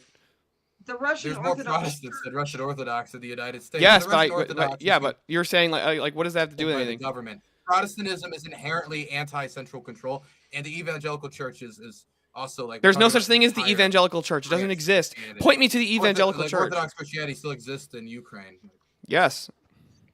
Well, but see, this actually speaks. Orthodox church, so you go to Ukraine, you kill Ukrainians, you go to heaven. That's going to make you against Ukrainian government's not going to be happy with that. That's not the position of the Russian Orthodox Church. That's the position of the head of the Russian Orthodox Church, the premier patriarch. It's interesting the way Premonition, though, is empathetic to Russia. Who's the patriarch of the Russian Orthodox Church? Who's the patriarch? That's the head. That's the head. Yeah, the patriarch of Moscow. Right? You're telling me that Patriarch Kirill says that if you kill Ukrainians, you go to heaven? If you kill Ukrainians, that helps you get to heaven. Yes. Can you show me that? In part, Kirill is a strong Putin ally. This is not surprising. I mean, he got his position because he was allied with Putin in 2009, and his strength and allegiance with the government is what partially got him put to the position that he's in. I mean, there's tons of spying that goes on with the Russian Orthodox Church in the United States. It's a major spying apparatus in America. Really? Can you demonstrate that? I don't know if you know this, but I am Rocor, so please demonstrate all the spying that we do. They found agents entering the United States with documents on how to set up spy rings. There's documented agents everywhere. There's agents everywhere, dude. There's more. I would say that we have a much bigger problem with the Chinese buying land in America as opposed to Russians coming to the United States and attending Rocor churches. I mean, I'm not in Taiwan. I cover the Russians in the war that I report on and I do reporting on. If you want to talk about Taiwan, that seems like a separate discussion. But Dylan, these guys are sympathetic to Russia, but they don't feel that the U.S. is obligated to support Russia, and I think that's why I don't have a side here in this battle. At first, I was anti-Ukraine because no promise to support Russia in a defensive war, and they don't need those types of commitments because they have atomic weapons. We asked the Ukrainians to give them. Right, but I don't think that whether I'm sympathetic to Russia or Ukraine, I don't think I have an obligation to either one of them. Yeah, that's my position. I'm saying you could make. I think you could make a better historical argument. That's why I didn't go into like. Okay, real quick. Well then, Dylan, hold on. So I heard you make this point multiple times. I'm not going to defend Ukraine. So I've had this question. I don't. I don't. Real quick, Dylan. Let me ask you a question, real quick. Let me ask you a question. Okay, so I work between 50 and 60 hours a week, right? I'm the sole provider for my daughter and wife. And I can barely make ends meet as it is. So how much of my check should go to Ukraine? Yes, you should pay taxes. No, how much of my check should go to Ukraine? Like maybe half of a percentage point or less, probably less. You think so? I'm obligated to give money to this government that lives across the pond that I don't care about. If we're gonna talk about the amount we've sent, I can tell you the exact 300 million nickels. There is a Ukraine support package on the table right now. We're talking about $9.2 billion. If we were to break that up between all of the American people, we're talking about like a few cents. So I'm pretty comfortable with that. Yeah. Well, shouldn't we focus more so on our issues here than what's going on in Russia and Ukraine? For a nickel a day, I will take that tax bet. Absolutely. I'm not comfortable with that. Well, real quick, which country actually is closer to us? We're a republic, and you can vote your way, I'll vote my way, but like. Well, which country do we actually basically share a border with that's more of a threat to us? Is Ukraine? If we stopped giving support to Ukraine, if we stopped giving support to Ukraine, immigration. No. Invade us. That's not what I'm talking about. There's cartel threats. And that's not what I'm not talking about Mexico, dude. I never said anything about Mexico. No, so what I'm asking you is, do you think that if the United States pulled funding from Ukraine and we pulled all support from Ukraine and said, you know what, Ukraine's on their own, we don't care, that's more of a threat than if we said we're gonna fully take the side of Ukraine, fuck Russia. Russia's now our enemy. Yeah, I do think it would be worse if we did the former. Yeah. You think it'd be worse if we just said Ukraine's on their own, even though we literally basically share a border with Russia?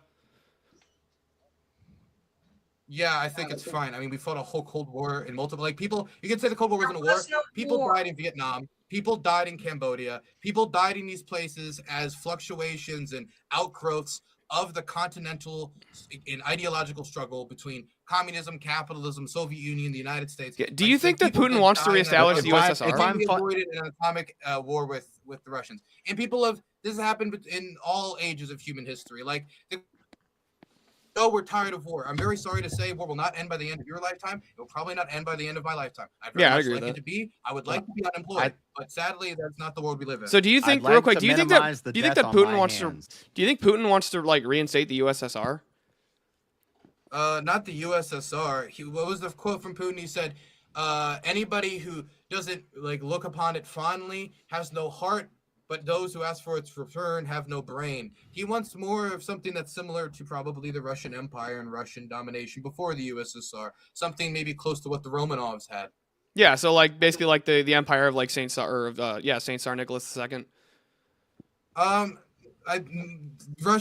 His borders and what he claims as Russia has changed.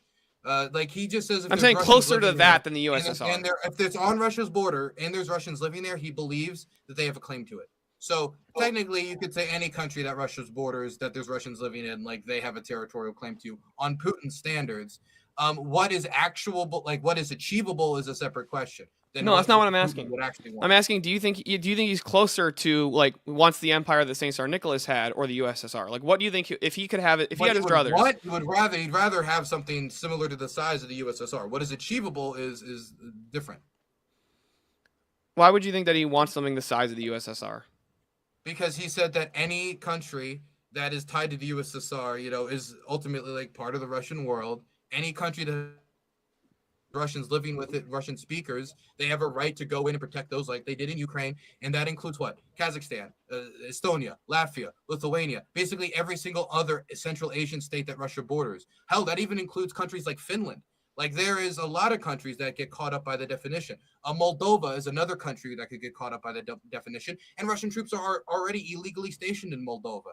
Romania, there's a lot of countries that get caught up in this definition. So they tend to also all be Soviet countries. Now, does that definition extend deep into Poland and Germany? Somewhat, but I don't see him making claims to want to claim them now. State TV says they want to bomb these countries, but that's not what Putin says openly. So I think he's aiming at what's in sight. I mean, back in 2008, 2009, he said Ukraine could join the EU. You know, hell, even Ukraine could make its own decisions about joining NATO. But that's because invading Ukraine was not attainable then. What will be attainable in the future will change his appetite. And then I have one more question for you. Do you think that if the United States didn't provide billions in support, that the Ukrainian-Russian war would have been much more in Russia's favor? I think it would have been more in favor of Russia. Yes, I don't know if the war would be over at this point. It's like counterfactuals, but I think it would have been worse. I'm surprised that you think NATO should be a. Hold on one second, Premonition. I'm surprised you think Ukraine should be part of NATO when in 2021 Putin was demanding the 1997 borders for like the old Iron Curtain, which of course he's never going to get that. He's not going to get Poland and stuff like that. Oh wait, let's just pause on that. Old Iron Curtain borders. Just want to throw that up there again for like how big his appetite can be. But continue. Right, but if there could be an agreement made where, like they had, where Ukraine is the borderland and it remains neutral, why would you not rather have that Because agreement made when you say you support? Hold on one second. Hold on. I'm not done yet, Dylan. When you say you support Ukraine becoming a NATO country, you are supporting an encroachment and violations of those same agreements that you were mentioning throughout. So, why would you support?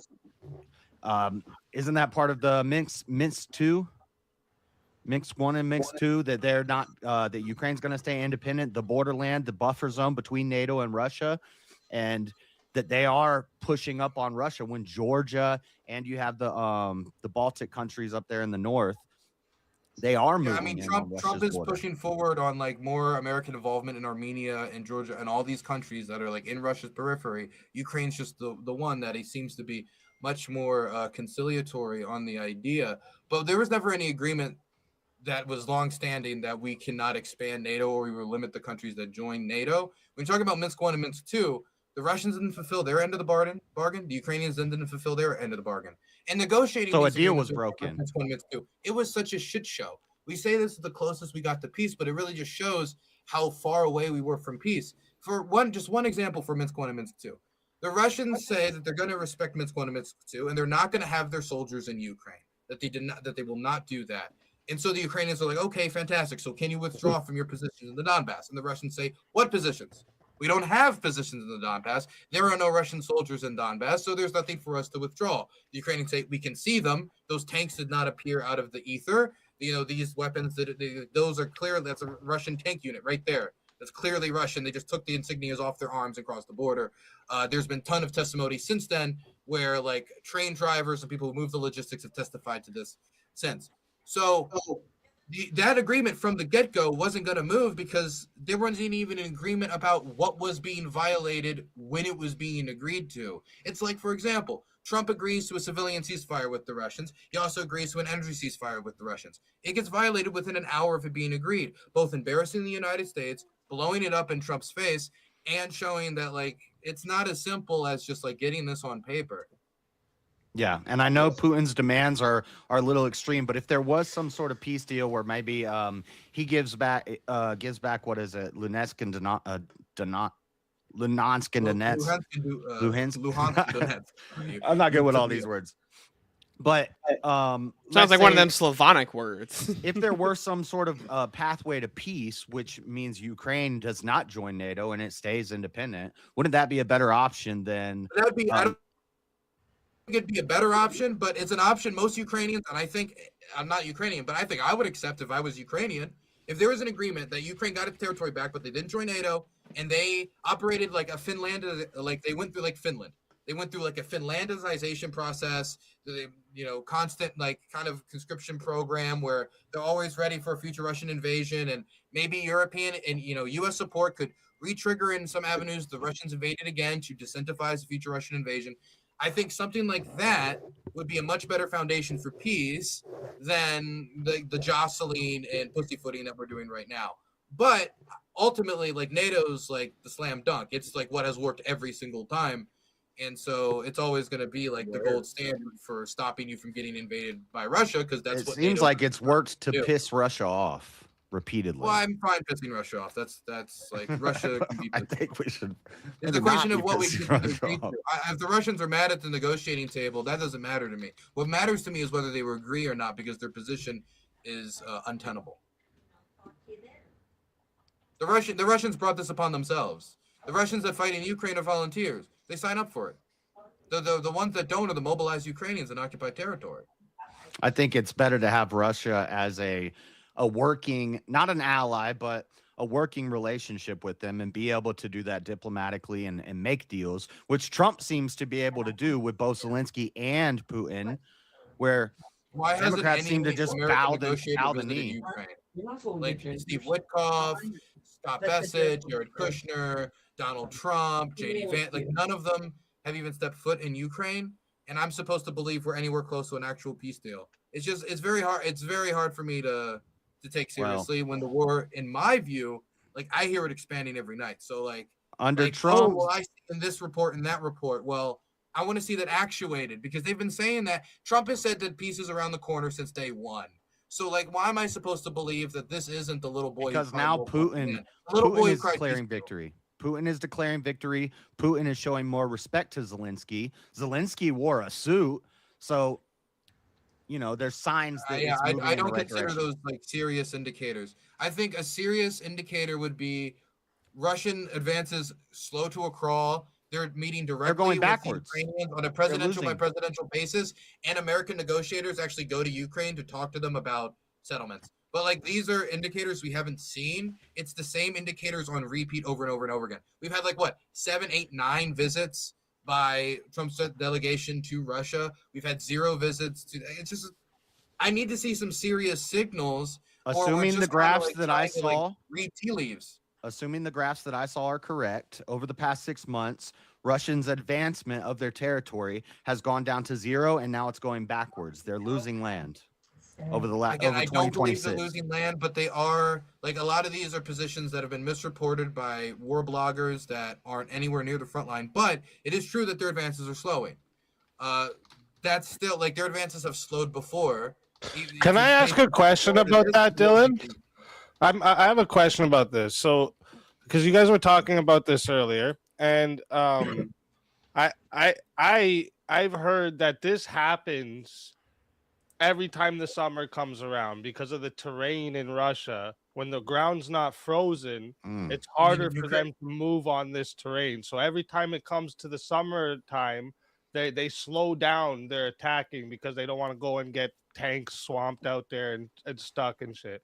Is that a real pattern that happens? Or the weapons in Ukraine?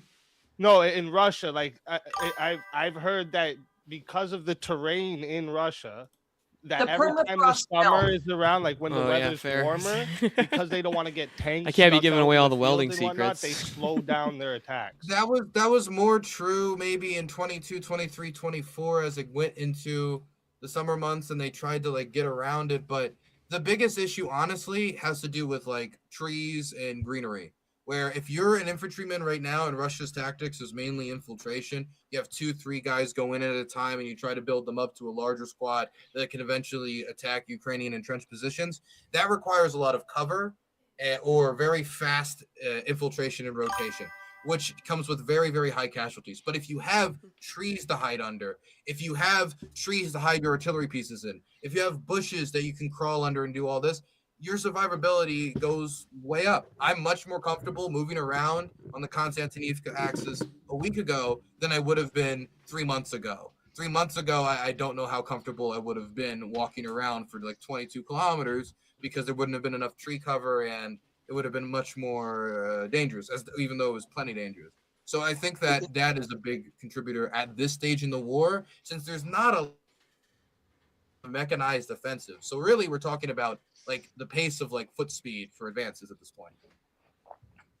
Hey, I gotta head out easy. That actually makes sense. All right, thank you for coming, JS. Tell everybody where they find you. JS Urban Adventures, Monday night, news and current events on the Dreaded Conservative Show, and then Friday and Saturday streams, and then throughout the week in the morning time when I get off work, I'll do little things here and there. So subscribe, hit the bell, all that good stuff. Thank you a lot, Dylan. I didn't come in here trying to like destroy Dylan Burns because I'm nowhere near as knowledgeable on this stuff as you are. But I still stand by my side that I don't believe that we're obligated to support them. Maybe it's the right thing to do. You know a lot more about it, but you shouldn't obligate all of us to have more death on our hands. I'd rather have less wars and less deaths, whether they be Russian or Ukrainian, on my hands. But thank you, Easy. Thank you, Dylan. I'm gonna head out, guys. Later. You can also almost always find JS over on Verbal Combat Friday, baby. Oh yeah. Always on Verbal Combat. You should come by sometime, Dylan. Sure. Yeah. My DMs and emails open to any invite, really. All right. Later, yo. You should. Verbal combats on Fridays. They're fun. You'd probably have fun. Yeah, I just want to know, what's the obligation that I have to support Orthodox brothers killing each other? Why should I support either side of this war? Yeah. I want an answer to that too. Like, what's the moral obligation I have to support Obligation this? of the state. The obligation of the state. No. What's the moral obligation that I have? I'm not a, I don't know how much of. I'm not an Orthodox brother, but I am an American, and Americans pay taxes, and Americans vote in a republic, and when the republic. We don't have a republic anymore, dude. The republic has basically died in the 1920s when we granted universal suffrage. If the republic is dead, then Americans should just get it over with and kill each other now. We've resorted to political tribalism, dude. Let me give my doomerism. There's nothing that ties me to you or to Wrath or to the host outside of the fact that we are a republic and we are a democracy. I'm pretty sure Wrath is Canadian. That, I'm just saying, I'm pretty sure he's Canadian. As English or French or any of these other groups. The republic is what holds us together, and without it, that means that, there's nothing. So to me, I still respect, if America makes an agreement, I think it should mean something, and Americans shouldn't all just be a den of snakes. And I would say that the Russians decided to engage in the biggest murder campaign of Christians on the planet. That was the Russians' decision. Not even close. Bullshit. Don't even fucking lie to me like that. No. And these decisions will lead to the deaths of more Orthodox Christians, Baptists, evangelicals. And I would say that it's not just Orthodox Christians that Americans should care about. The suppression of Baptists and Protestants. I'm actually okay with the suppression of Baptists and Protestants. I don't think they're Christians. That's my view. I don't think that they're Christians. You don't think the only Christians are Christians that I don't think Protestants are Christians. That if you go to Ukraine and kill Ukraine, you go to hell. I don't agree. That's not what Kirill said, by the way. You totally strawman his position. That is his position. I literally have his quote pulled up right here. It's not what he said. Tell me what he said. He said the soldiers that go to Ukraine go to heaven. No, he literally said if someone dies while carrying out his military duty, he sacrifices himself for others, and therefore we believe that the sacrifice washes away all the sins that the person has committed. Now, there's a couple of caveats here. One, he doesn't give a using the church to increase military recruitment. He's not speaking dogmatically.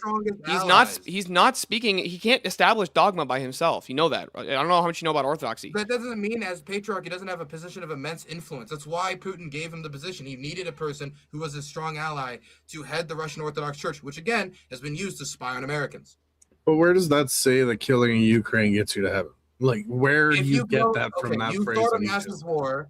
You then give a speech to the people about the war, and you say those who go to Ukraine and go to engage in war. Well, he's also saying the same thing about the Ukrainians. So he's also saying if you flew into America and hold on, he's saying the exact same thing though. He's saying the Ukrainian soldiers the same thing. The same thing for the Ukrainian soldiers. One at a time, guys. One at a time. The Russian Orthodox Church serves the Russian state before it serves Jesus. For one, totally not true. For one, second, he's stillborn. Even what you read, that's what he said. No, it's not what he said. He said the same. If the same thing applies to the Ukrainians, washed away. Hold on. If the same thing applies to the Ukrainians, which, by the way, this is not a universally binding statement. That's the first thing. Not universally binding at all. That's his statement, his words. He's the head of the church. How is that not going to affect Ukrainian perception of this? What do you think head of the church means in Orthodoxy? Hold on. What do you think head of the church means? We're just Stop. What do you think head of the church means? What they've done in Ukraine is stop spurging and just answer the question. What do you think head of the church means in Orthodoxy? What was that? What do you think the head of the church means in Orthodoxy? You know we don't have a pope, right? I know it's not a pope. I know it is not he is. He's going to communicate Christ's direct language. But if you are the patriarch of the Russian Orthodox Church, do you have is there anybody else in the Russian Orthodox Church who has more influence than the patriarch?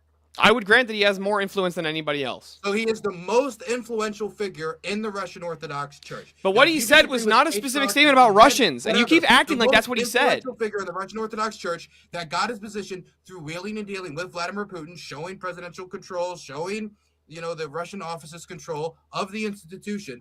They have assisted Putin in the propaganda campaign against Ukraine. Period. End of paragraph. Hold on, real quick. Demonstrate for me real quick that in that statement that I quoted directly, if someone dies while carrying out his military duty, he sacrifices himself for others, and therefore we believe that this sacrifice washes away all the sins that person has committed. How does that not apply to Ukrainian soldiers? In what context is the statement being made? Does that not apply to Ukrainian soldiers? Could it apply to Ukrainian soldiers? Does it? It's not a specific claim about Russians specifically. And you know that we also we do acknowledge. He didn't make so many claims about the Ukrainians being embedded in witchcraft and how the Ukrainians they're fighting. The general population of Ukraine, yes, I think he's right. If maybe we didn't in the same package also talk about how they're all fighting for all these evil things, then maybe I could say that it was in the context of all soldiers. He was saying to Ukrainian soldiers, while he's recruiting for the Russian army, hey, actually, you go to heaven when you fight and you protect your duty. But they also say the Ukrainians aren't protecting people. The Ukrainians are committing atrocious war crimes that a lot of times they didn't commit. And they're even accusing them of their own war crimes the Russian army did, like what happened in Bucha, like what happened in many other locations. Even if I grant all of this, hold on, but still, even if I grant all of this, you haven't demonstrated why I'm obligated to support a war of Orthodox brothers killing each other. Why am I obligated to support this war? Why is my country obligated to support this war? What's the moral obligation that I have here? If you don't end the war now. Like you're. Why do I have to support it? Why can't I just pull support entirely? Intergenerational Christian death. Why can't I pull my support? Why can't my country pull its support? Putin and the Russian government are the biggest killer of Orthodox Christians. Bullshit. The Bolsheviks are. Don't even fucking lie to me. You don't just give them what they want and expect that they want. How many people have died in the Ukrainian war? Like maybe 600,000 to 800,000, maybe. Yeah, in the Bolshevik Revolution, over 200,000 or almost 200,000 clergy specifically were killed by the Bolsheviks, not including the 8 to 12 million people who were killed in the Bolshevik Revolution, specifically targeted because they were Christian. So please, tell me again how Putin has killed the largest amount of Orthodox Christians. I'd love to hear that one again. So the Soviet Union's gone, so they can't kill any more Christians. But how is Putin the one who's killed the most amount of Christians? How is that even possible? Actually, if you want to talk about Bolsheviks, that church Candace Owens went to had a hammer and sickle on the top of it, okay? I don't support Candace Owens. What the fuck's wrong with you? Okay? Putin, Candace Owens isn't Orthodox either, right? He's perfectly happy celebrating the people who killed all those Orthodox Christians. No, he's not. He openly talks shit about Stalin and Lenin. Okay, so why are they bringing Stalin monuments back? Why are they coming back? Because he was still a historical figure. They're honoring the legacy of Stalinism in order to whitewash. They're honoring the legacy of Russia. It's still the legacy of Russia. They're honoring their history. So real quick, so if United States, if we want to keep up statues of Robert E. Lee, does that mean we support slavery? Hold on, stop. If Americans in the South want statues of Robert E. Lee, does that mean they support slavery?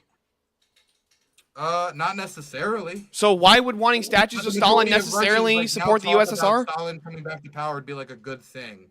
So I mean, what am I supposed to say to that? He necessarily doesn't think that because Stalin was a communist. I didn't say Putin. I'm talking about Russians. It isn't Putin's war. It's Russia's war. Russians. I don't even think most Russians. There's a large percentage of Russians who are secularists, but I don't even think most Russians would want Stalin to come back. Yeah, I mean, I don't know about. I mean, look. Whether or not they would really, when the vote comes, the polling indicates that they're getting more and more favorable views of this. I mean, they're moving more and more radical because the entire world is telling them that they're monsters. What do you think's going to happen if the entire world, constantly, every part of the Western world is telling you, you people are monsters. You're evil. Nobody should do business with you. You guys want to take over the planet. I wouldn't launch a crusade to kill Christians like the Russians did. Steelborn. Real quick, couldn't we make the same arguments couldn't you give that same argument to like, oh well, this is why we have like Islamic extremists, because the world's telling them that Islam is bad. So what would you do if everyone was telling you that I could at least say that it makes sense from the Islamic perspective, like from their perspective. That would make sense to me. Okay, yeah, I just wanted to see. Like, I'd be consistent in the position. Okay, I just wanted I to think see. that's entirely Russia's fault because Russia likes to play the victim, generally speaking, at least when it comes to their global history. All I'm asking still is, why do I have a moral obligation to support Orthodox Christians fighting? Why do I have a moral obligation to support that? Please, I would love. You live in a republic, and if you don't think why do I have a moral obligation to support a government? Hold on. Why do I have a moral obligation to support the actions of my government? What? So do I have a moral obligation to support everything the republic does? Well, no, but you still have an obligation to pay your taxes. I never said I wouldn't pay my taxes. Why do I have to have a more? Why ought I morally support the defense and support of Ukraine? Not you personally, you can vote however you want. I'm asking you, why ought I morally? Why should my country even? Why is my country morally obligated to do this thing? Well, I've talked about that for like the last hour and a half. No, you just said basically, because we said we would, therefore we have to. About your Orthodox Christian brothers, you need to send the support now to end the war quicker. Yeah. Or every side just pulls support.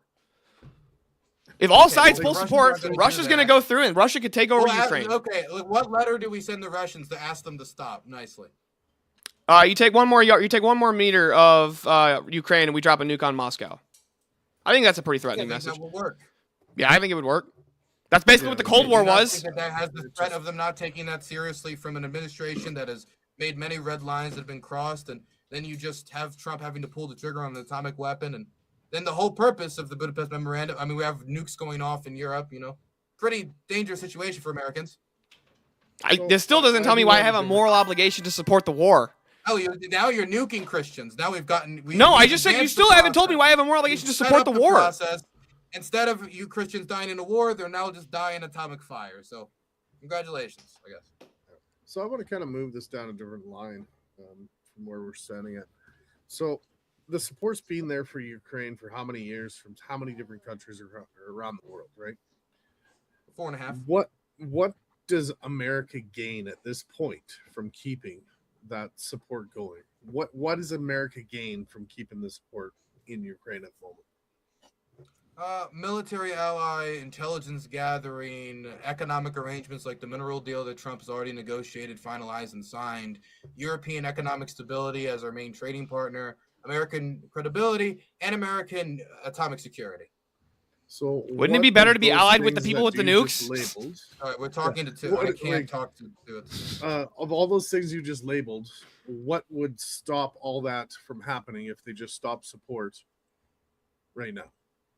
Well, the Ukrainians would have no incentive to continue to send troops, for example, to the Middle East to protect our bases. The Ukrainians would have no incentive to continue to share technological innovations or more targeting data, which is how these AI systems advance themselves, is by using previous footage of attacks in order to try to develop their systems. And these are going to be the most dangerous weapon systems of the 21st century, are going to be AI targeting systems and software. Software will end up killing many, many, many, many, many more people in the future than sometimes even like what we would say a traditional 1 or 2 munitions can. There's also, of course, the mineral deal. They can pull out of that. Like we said, hey, America's agreements don't matter. Well, their agreements don't necessarily need to matter.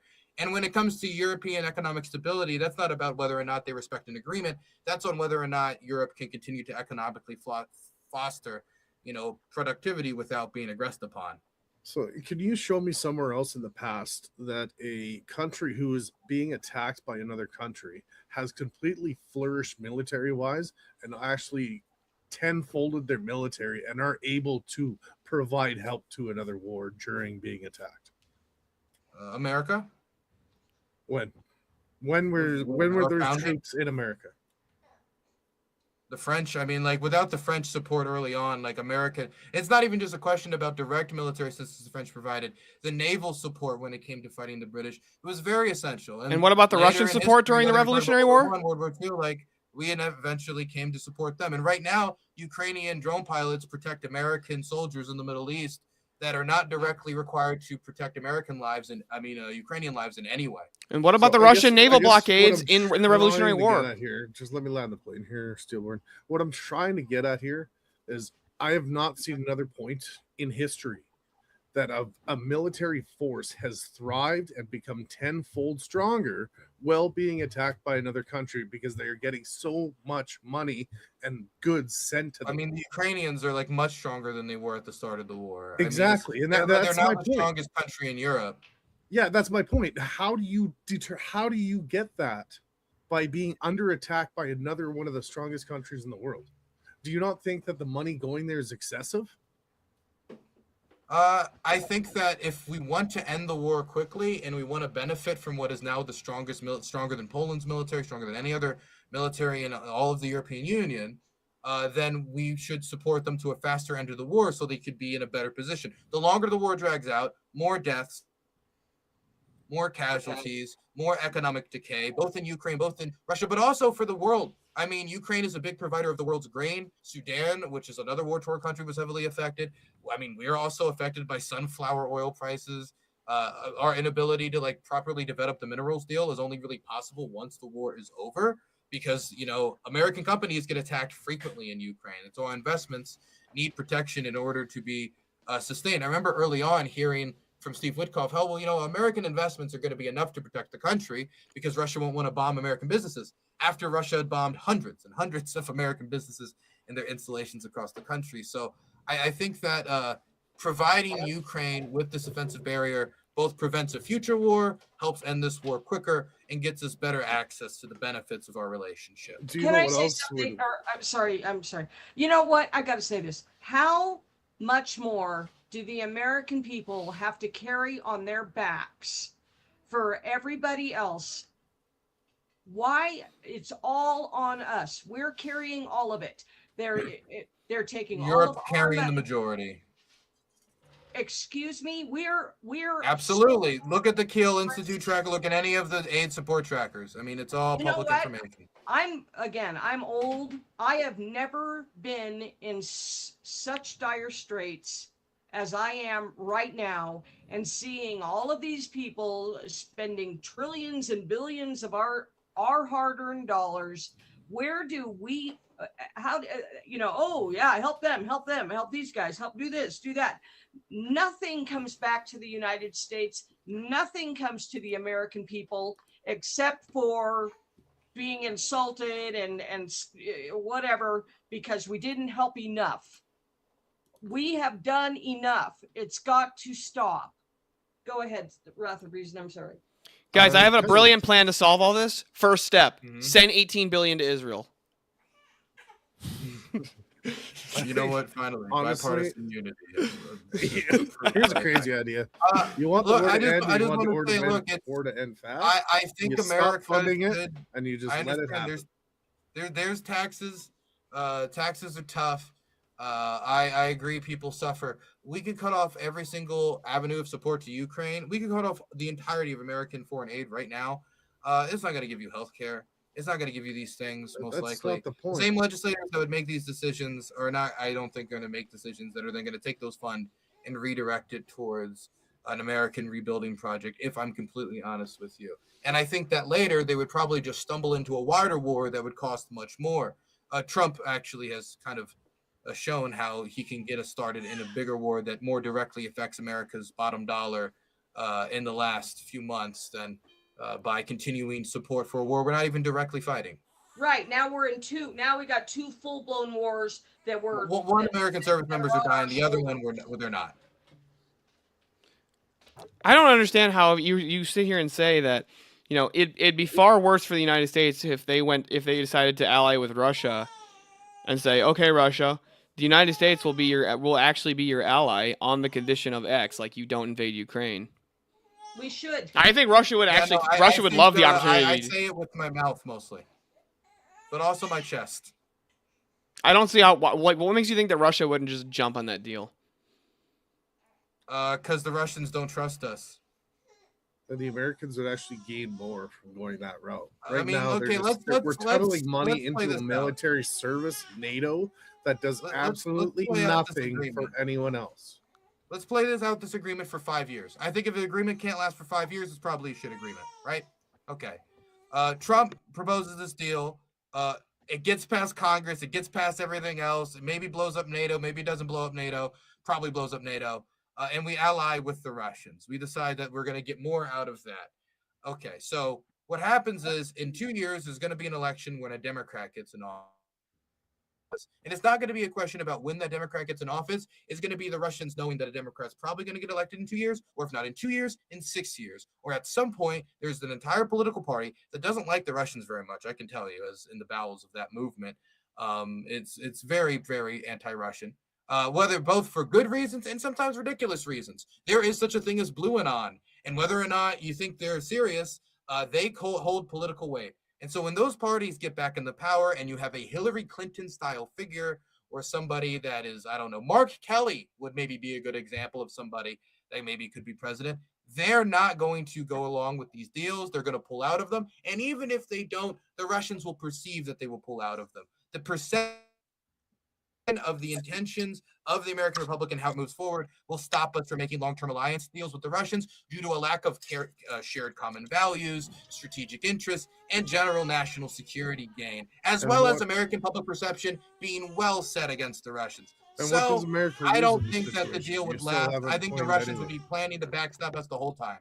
You still haven't claimed to what would America lose in this situation. They would still be in the same position that they're sitting in right now, but they'd have $200 trillion still in their pocket that they didn't. If we were allied with the Russians, then there's a good chance we could lose a lot of our trade with Europe, especially if you're talking about countries like Poland. Dude, that's almost never going to happen because Europe basically depends on our trade because we're the largest consumer market in the world. I think saying that it's never going to happen is taking too much trust in the United States. Well, I think you saying that Russia, if we made a deal with Russia, inevitably it's going to end in like 2 years. That's just as fucking ridiculous as me saying that Europe would never pull out of the American market. We're our largest trading market, but that also affects us in our manufacturing, which Trump wants to increase.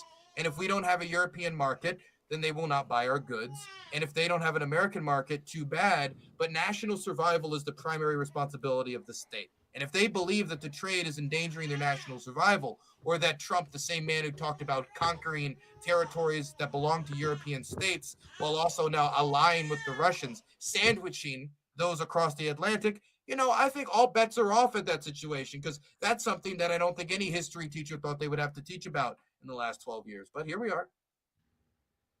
I'm just saying, I don't think America has anything to gain to continue supporting Ukraine at this matter. I think they've given them enough support to this point. I think it's time either Ukraine starts paying something back, because when you look at a war-torn country that's supposed to be war-torn, and you see them making profit basically off of it, and your military has gone 10 strong during being attacked by one of the strongest countries in the world, I think you're being fed a little bit too much money. Before the war, it was like 2 to 3% of the budget. Now we're talking about half the budget because they're in the war. Like, the state isn't making profit. The state has budget shortfalls. It's just that everything has been thrown towards the army because the Ukrainians view this as a war of national survival because the Russian government views Ukrainians as Russians. Yes, so the Ukrainian army has gone from this. Guys, I got to get out of here. By the way, Dylan, I think you represented your position very well in the debate, so props to you for that. I don't think you did a bad job at all. Appreciate that, Steelbone. You're honestly, you're probably it's Born, by the way. It's Steelborn. Sorry. But honestly, you're I went for the name that sounded coolest in my head. Yeah, you're good. Honestly, I think you're probably one of the best pro-Ukrainian advocates that I've heard. I'll give you that. There's not very many of them that make good arguments, so. Most people who discuss wars have never seen the wars so it's all I focus on 24/7. So I'll give a lot of it to my my hyper focus on it, and just you got a touch of the ADHD. You're hyper focused on it. Oh, hyper guys. I don't have a touch, you get an overdose. I do the same thing on philosophy and theology, so don't feel bad. Thanks, Steelborn. Have a nice night, Steelborn. Yeah, you guys have a nice night. Easy, I'll fill you in if either if I can give you a call tomorrow or I'll just try and send you a text. But yeah, I sent you a message back there on the Discord. Well, it just they lost my apartment number somehow when I ordered it. Like, it wasn't on the original address, and I remember typing it in like when I made the purchase. Yeah. And it's I looked at my actual receipt, and for some reason my apartment number's not on there. So I've been trying to track the package, and I'm like, why haven't I gotten any package or a note? So I looked at it. It was like insufficient address, and I looked at it. And I'm like, oh, well, why is it missing my apartment number now? And now I don't know. It's according to the United States Postal Service, it's in Dallas, Texas, and according to DHL, I have no idea where it is. Yeah, so when I'm because like I can see, like I can track the packages as well, and when I look at yours, it says that it's shipped and it's en route. That's what mine Like says too. But if you click on you go through the links, it'll tell you where it's at. And right now, it came to my city, and now it's in like fucking Dallas, Texas, which makes no sense. Like I don't have no idea why it went to Dallas. Okay, I'm seeing this now. What you're talking about? And it's like good luck getting a hold of anybody at the United States Postal Service. Okay, let me. That's another thing Nova Posta here works. It's crazy. You'll ship one thing from one side of the country, and it's at your house by the afternoon. Dude, you used to be able to ship your children across the country with the United States Postal Service when it first started.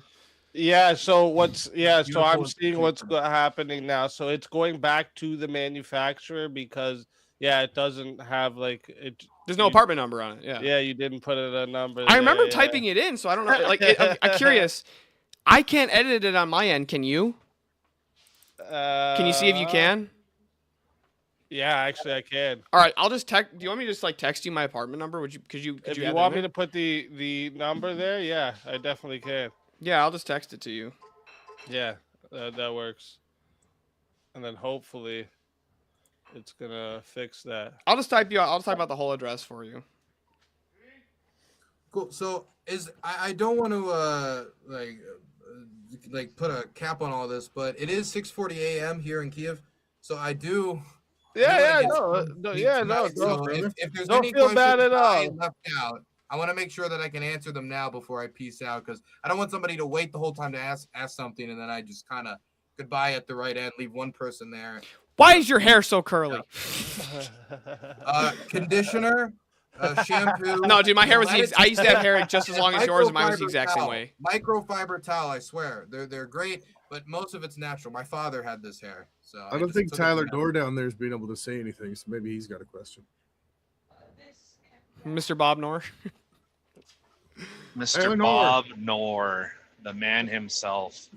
Well, the question that I see with this, so the whole idea was that the Russians viewed the eastern regions, the Donbass and Donetsk, as Russian. Those people, as far as I understand, seen themselves as Russian. Now, if you can confirm whether this is actually true or not, about the referendums that they had held, that they actually wanted to separate from Ukraine, but Ukraine did the, what is it called, cutting the tall grass, or something to that effect, or they went mowing the lawn. Hey, snipers! Hey, snipers! I appreciate the 10, man, from my ex-wife, from my black ex-wife. So if those people are viewing you guys like that themselves conspiracy as theory? It's funny. Russian, don't want to be part of Ukraine. Appreciate the Ukraine tip, is though, man. going, nah, tough shit. Well, does Russia have an obligation to liberate its people from what it would view as its people being killed?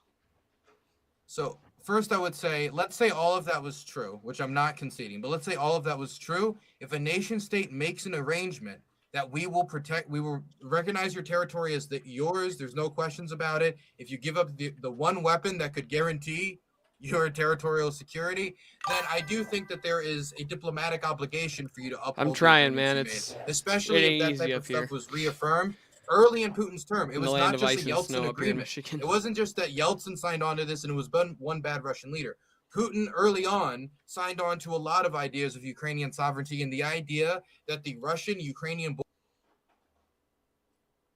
All right, with that, we're actually gonna call it a night though, guys, because it's 1:45 and I got to get up at 5 for work, or like 4:30 actually. So, with that, hope y'all have a great night. But before I go, let me see if I can't pull up a tune real quick. Put on an ending tune. Let me look through here. Let me see what I got.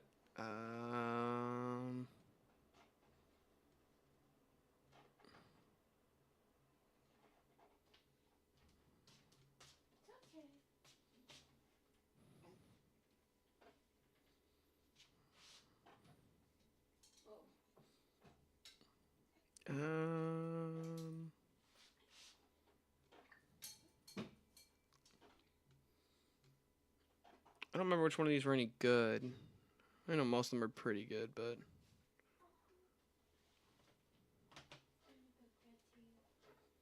I guess we'll try this one. Let me see.